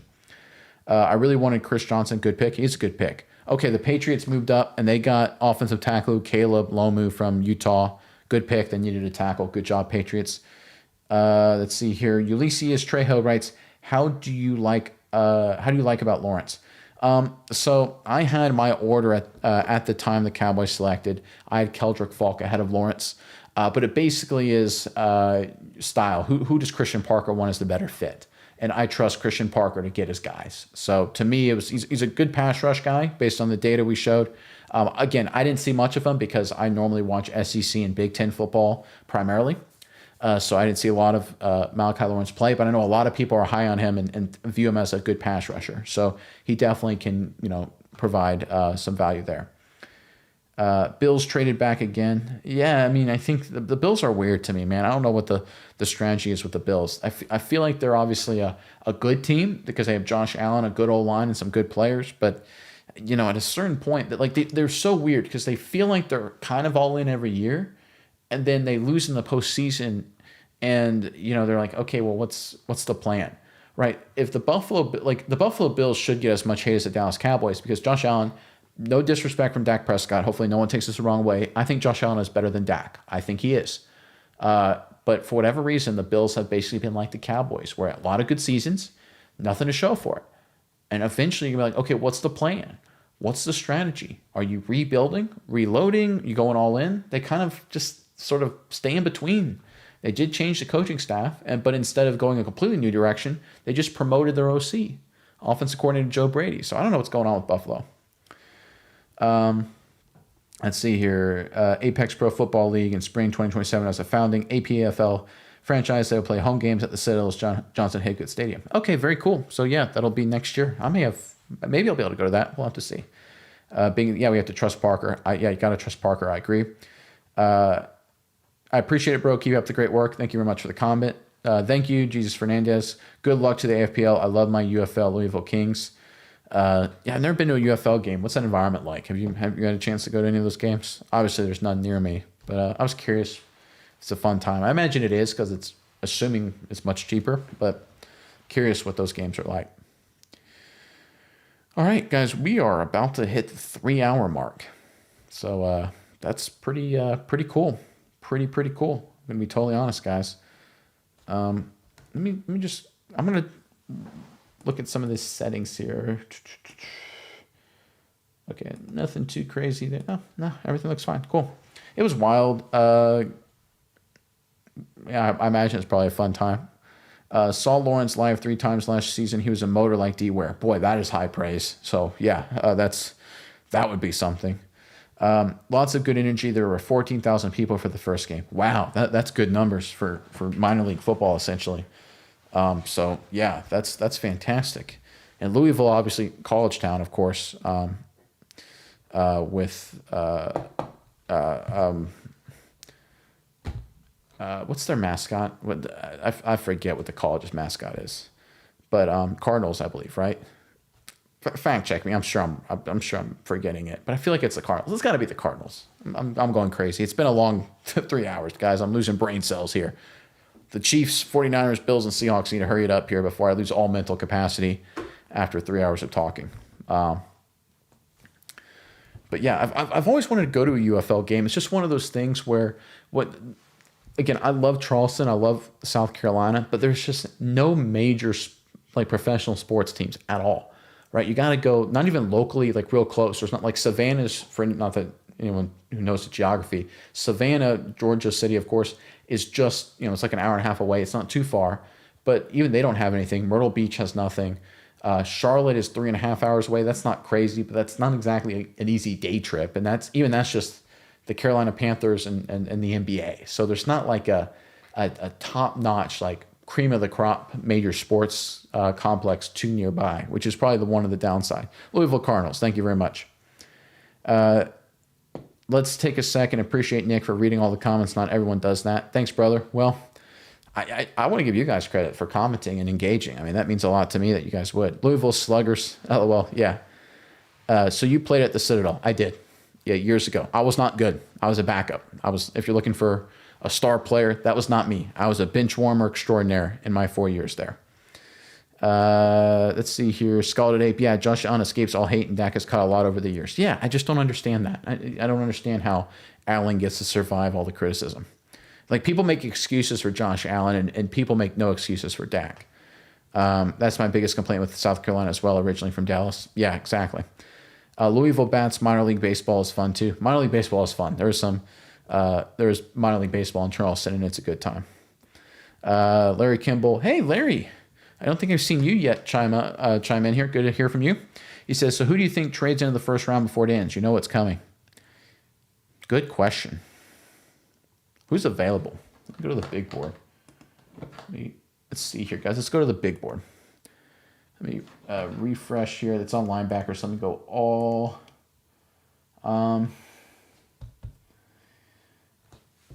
You know what's interesting? If the Raiders trade in and get Omar Cooper, Mendoza's receiver, that's a name to keep an eye on right there.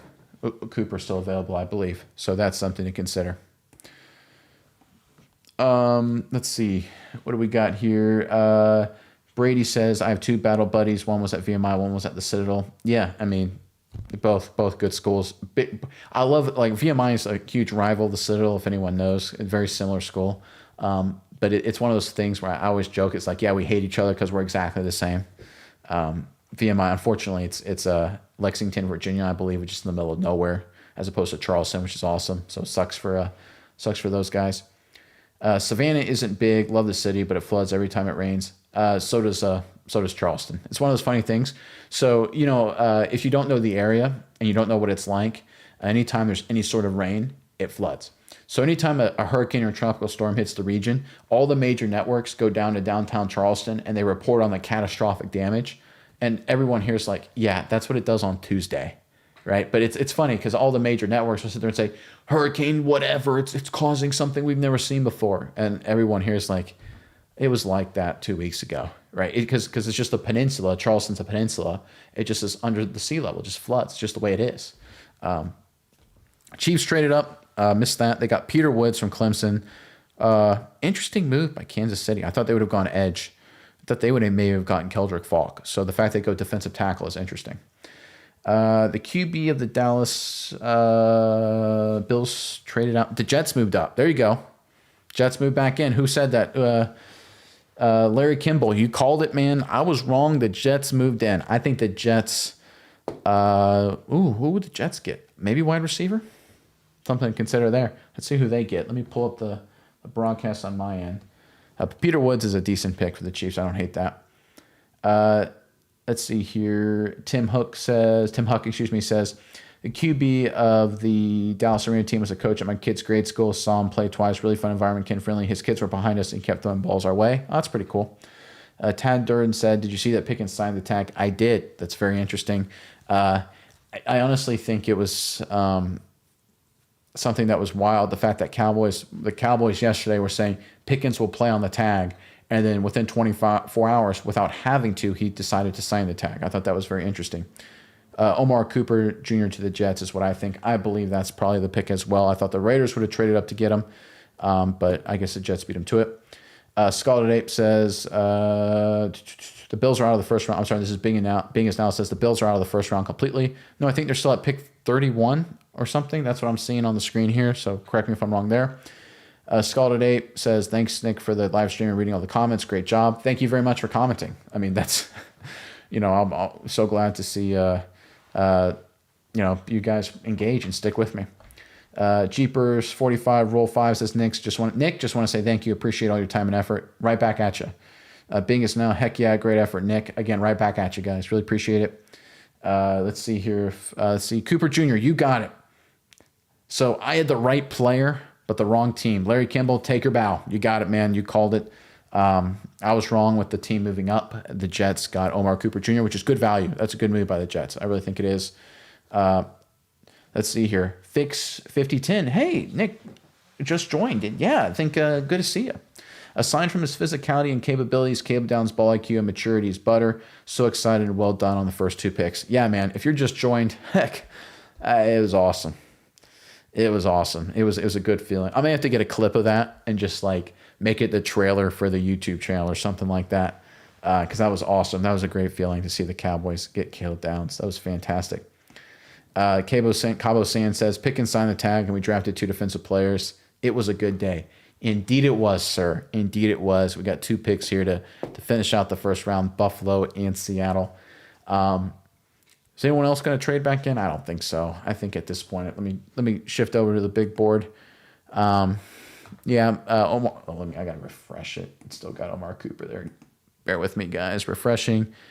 I think at this point, Terrell goes to Seattle, and maybe the Bills get Falk. We'll have to see what happens here in just a second. All right. Let me pull the broadcast over here. Okay. Good call, Larry. He got it. Tad Durden says, Nick, do you ever attend some of the games we plan to go to this year? I used to go to Dallas every year as a kid. I've been to, in 2024, I went to the Cowboys-Ravens game at AT&T Stadium. I tried to, when Dallas played in Tampa or sometimes in Charlotte, I try to go. But it's just with little kids, it's hard, right? It's just the way it is. Hopefully when they get older, I want to take them to games when they can actually appreciate it and enjoy it. But right now they're so small, toddler, infant. It's just not really worth it.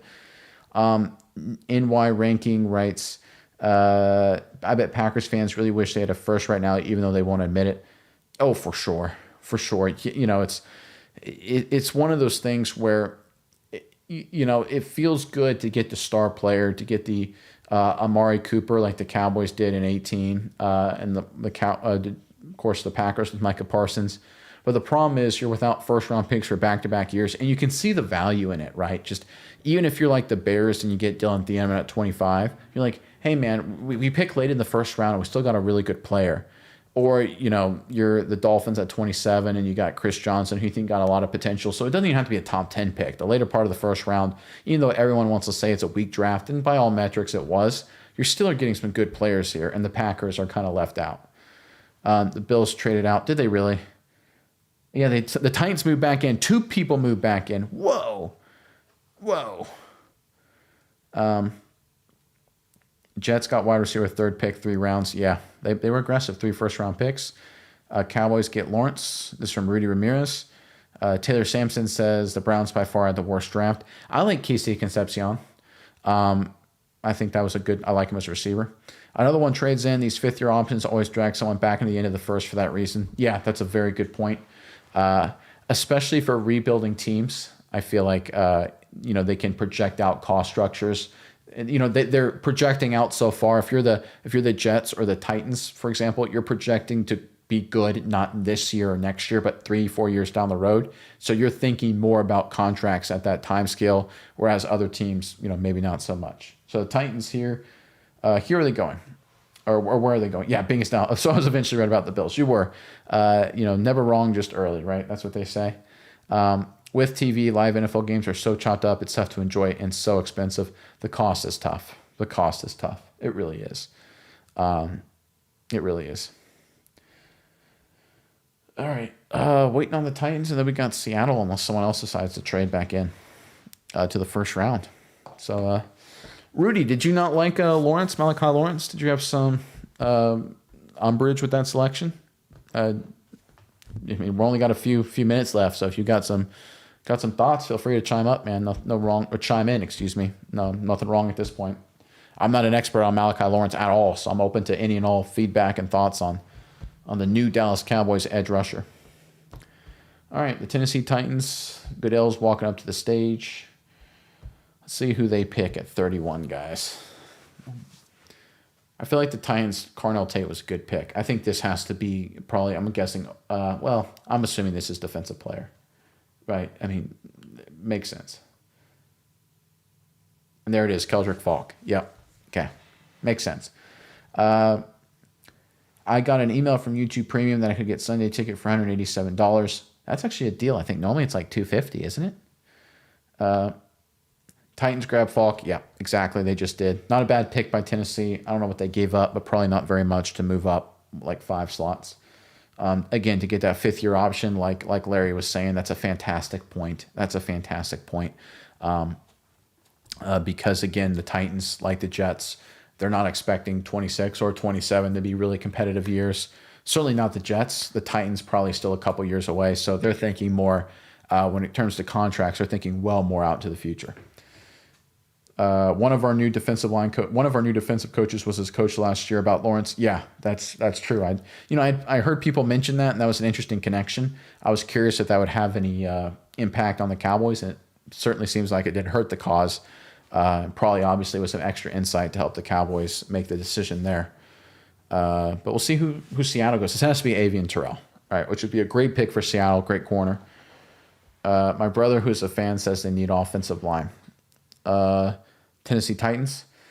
I do think the Titans need a lot of players, right? Again, when you're drafting in the top 5, and the Titans have been bad for a few years now. They were number 1 overall last year, and number 4 this year. So again, when you're back-to-back top 5 picks, top 4, you need some help. You need some players. But I think that was a good job by them. I think Carnell Tate was a good pick. Keldrick Falk is interesting, but I trust Saleh to do a good job there. So, who will be in rotation with Malachi? So it's going to be Gary and Ezra as your 2 starters, and then it's going to be Malachi and James Houston as 2 other edges, and then maybe in rundowns if they don't trust James Houston, either Sam Williams or Maris Leafau competing for the final spot. Taylor Sampson says Keldrick Falk isn't a good player. Well, he's a very good run defender. Very good run defender. That's undeniable. He's got great physical tools. Pass rush, kind of has some concerns. Kenneth Leberke, amazing show, Nick. Thank you very much. I greatly appreciate it. Larry Kimball, hey, congrats on your first live draft, sir. Thank you, Larry, and hey, congrats on calling the trade backs in. Man, I should have seen it coming. I tell you, this is why I like you guys in the comment section, and not just on live, but during the show as well. It's why I like reading it. It's because you guys bring up stuff that I miss all the time. So shout out to you guys. Glad you did a live for the draft. Glad I did too. This was a lot of fun. I enjoyed it very much. It was a blast. I had a lot of fun. We got one more pick, guys. We got the Seattle Seahawks. This has to be Terrell, right? Has to be Terrell from Clemson. It's Jim, a great live. I enjoyed it. Hopefully you guys did as well. Yeah, it has to be Avian Terrell here. I don't know who else they would pick. They need corner. Reek Woolen's now in Philly, so I think it makes sense for them to go Avian Terrell here. Bingus now says, I think our edge room is actually a lot better after the first round of moves we did during the offseason. I agree. Rashawn Gary is a starting caliber edge. Malachi Lawrence is a good pass rusher. And they still have James Houston, who's a situational pass rusher who's very competent. And listen, how many edge rushers can you field? Right? We like Yazaraku. We know he's a good player. Rashawn Gary's a solid starter. You had a first-round pick in Lawrence, Houston. It's a good room. Philip Benefield says, this has been a good show. You definitely made the right choice going live. Well-deserved, good showing. Thanks. I appreciate that. Thank you very much for the feedback. I'm glad you enjoyed it. Again, I think it was a lot of fun. Like it was 3 hours plus, and but it's sitting in front of a computer talking football, which is a blast, right? What's better than this, guys? Seriously, outside of celebrating a big win, like what is better than just talking football when it comes to the Cowboys or just the NFL in general? I mean, this is what's so great about this sport. It's always, I mean, this is why the ratings. That's why the stat of the day this morning was the draft ratings, how they crushed the NBA Finals, the Masters, the World Series, Stanley Cup Finals. It's because what's better than this? The promise of the future, young players coming to your team, good moves, exciting moves, which the Cowboys certainly took care of today. What a day for the Dallas Cowboys. So, yeah, this has been a lot of fun. I've enjoyed this very much. I'm going to obviously have to, again, we're doing a live show every Monday going forward. So that's going to be, a recurring theme. And of course, maybe during the season, maybe do some live streams. I'll have to see. Maybe primetime games or something like that. I don't know if I'll be able to do it Sunday because of the kids, but I'll have to see when that comes. All right. Being is now NFL draft and talking football is always good. Yeah. DJ Weber, congrats, Nick. Great show. Thank you very much, DJ. I appreciate that. Fix5010 says, I can certainly start to appreciate and understand the value of 2 first-round picks in Kenny Clark. Oh, yeah. You can see I know it's not this, and we can discuss this in the days and weeks to come, but you can look at the entire defense as a whole, and you're like, whoa, Caleb Downs, Malachi Lawrence, Ezra Raku, Quinnen Williams, Kenny Clark. You start looking around, you're like, hey, this is a pretty good unit. Pre-game streams. Oh, that's interesting. What do you guys think of that? That's a great point. I may have to ask you guys in the shows to come. Pre-game shows. That may be an interesting thing. That's something to consider. I like that. That's a great idea. Phenomenal idea. Could Seahawks take a running back? They certainly could, but I don't feel like there's a first-round running back left on the board. This feels like Avian Terrell. What are the boys' remaining picks, someone? 9, yeah, I'll let someone put it in the comments section. Actually, maybe I can find that out pretty quickly here. Hold on. Let me go to the Cowboys. All right, I got it. You ready for this? So they've got 92, 112, 114, 137. Here we go. 152. And I guess they don't have a 6th or 7th round pick anymore. They traded their 7th round pick. So maybe that's the case. So that's what I'm seeing on the screen in front of me here. Maybe what I'm looking at is wrong. So that's what I'm seeing here. The Seattle Seahawks here, they don't have an answer yet. Pre-game streams is a great idea. I think that is a phenomenal idea. Something to consider for sure. Post-game streams always sound fun until Dallas loses by 20, and then it's no fun at all. All right, let's see here. Final pick of the first round, guys. This has to be Avian Terrell, I think, right? Scalded 8, man. Right on the money. Jadarian Price, running back, Notre Dame. You called it, dude. You called it. Great job. You guys were better at predicting than I was. I did okay, but you guys crushed it. You guys absolutely crushed it with your predictions. Collectively as a group, obviously. That's where it's unfair. It's me against, however many 100 plus, couple hundred. I think we had 200 plus at one time concurrently, which is pretty cool stuff. Let's see here. Yeah, there you go. Yeah, Scalded Ape, got it, guys. Way to end on a win, man. Way to end on a win. You crushed it, dude. Great job by you. I did not see that coming. I did not see Jadarian Price going in round 1. I thought Chiefs at pick 40 in round 2 made the most sense to me, and I felt that would even be a little bit of a reach. I know the Chiefs added Kenneth Walker, but I felt like they wanted to go running back. But yeah. Let's see. Duckman writes, big power hit. You think we didn't have a nuke plant 2 counties over? Oh, did you guys lose power? I saw 231. Yeah, I don't know what I'm looking at picks-wise, but there's a lot of picks left. So that could have been just a truncated list, what I was looking at. First round, a lot of surprises. 246 was the highest number I saw. Here, let me see if I can just Google it. List of Dallas Cowboys draft picks here. Draft picks 2026. Let's see if we can Oh, all right. All right, let's see if I can get this. Oh, my goodness gracious. Ugh, these websites are the worst. All right. Draft Central. How about we go to Dallas Cowboys draft picks by team? Here we go. This should really help us. So the Cowboys here still have, okay, here we go. According to ESPN, which I feel like is a good source, the 3rd round pick, which we already mentioned, 3 4th rounders, 1 5th, and a 7th. So they have a good amount of firepower. I like having 3 4ths versus having 3 5ths. That was a good trade. But all right, 246 was the highest number I saw. Wow, that's impressive. Yeah, you called it, Scholar. You called it. That was awesome. Let's see. They might have missed the playoffs, but 2 running backs in the first. What do you mean by that? I guess there were 2 running backs selected in this first. Notre Dame. It's getting late. It's getting late, guys. Yeah, they missed the college football playoff, but 2 running backs in the first. I get where you're coming from. Yeah, exactly. Lee Fernandez, 2 final pick. Wow, Jadarian Price, first time 2 running backs from the same school going first round. That's not true, is it? Because I think Arkansas, Felix Jones, and Darren McFadden in 2008, right? Same draft. Arkansas Raiders and Dallas, and Darren McFadden would later go play with the Cowboys, of course, in 2015. All right, guys, that is the draft. First round, anyway. What a blast. I had fun. Crushed it. Cowboys crushed it, guys. I mean, Caleb Downs made it an A+ draft.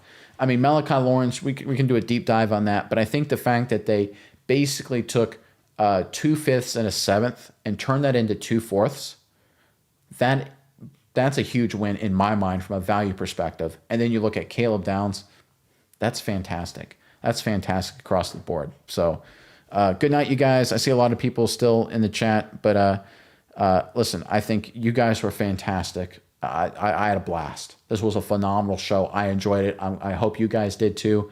I will be here Saturday morning with our regular daily show just to recap day 2 and everything we saw over what's going to be the past 48 hours. But until then, guys, I'm Nick, and this has been Saturday Morning Inspection.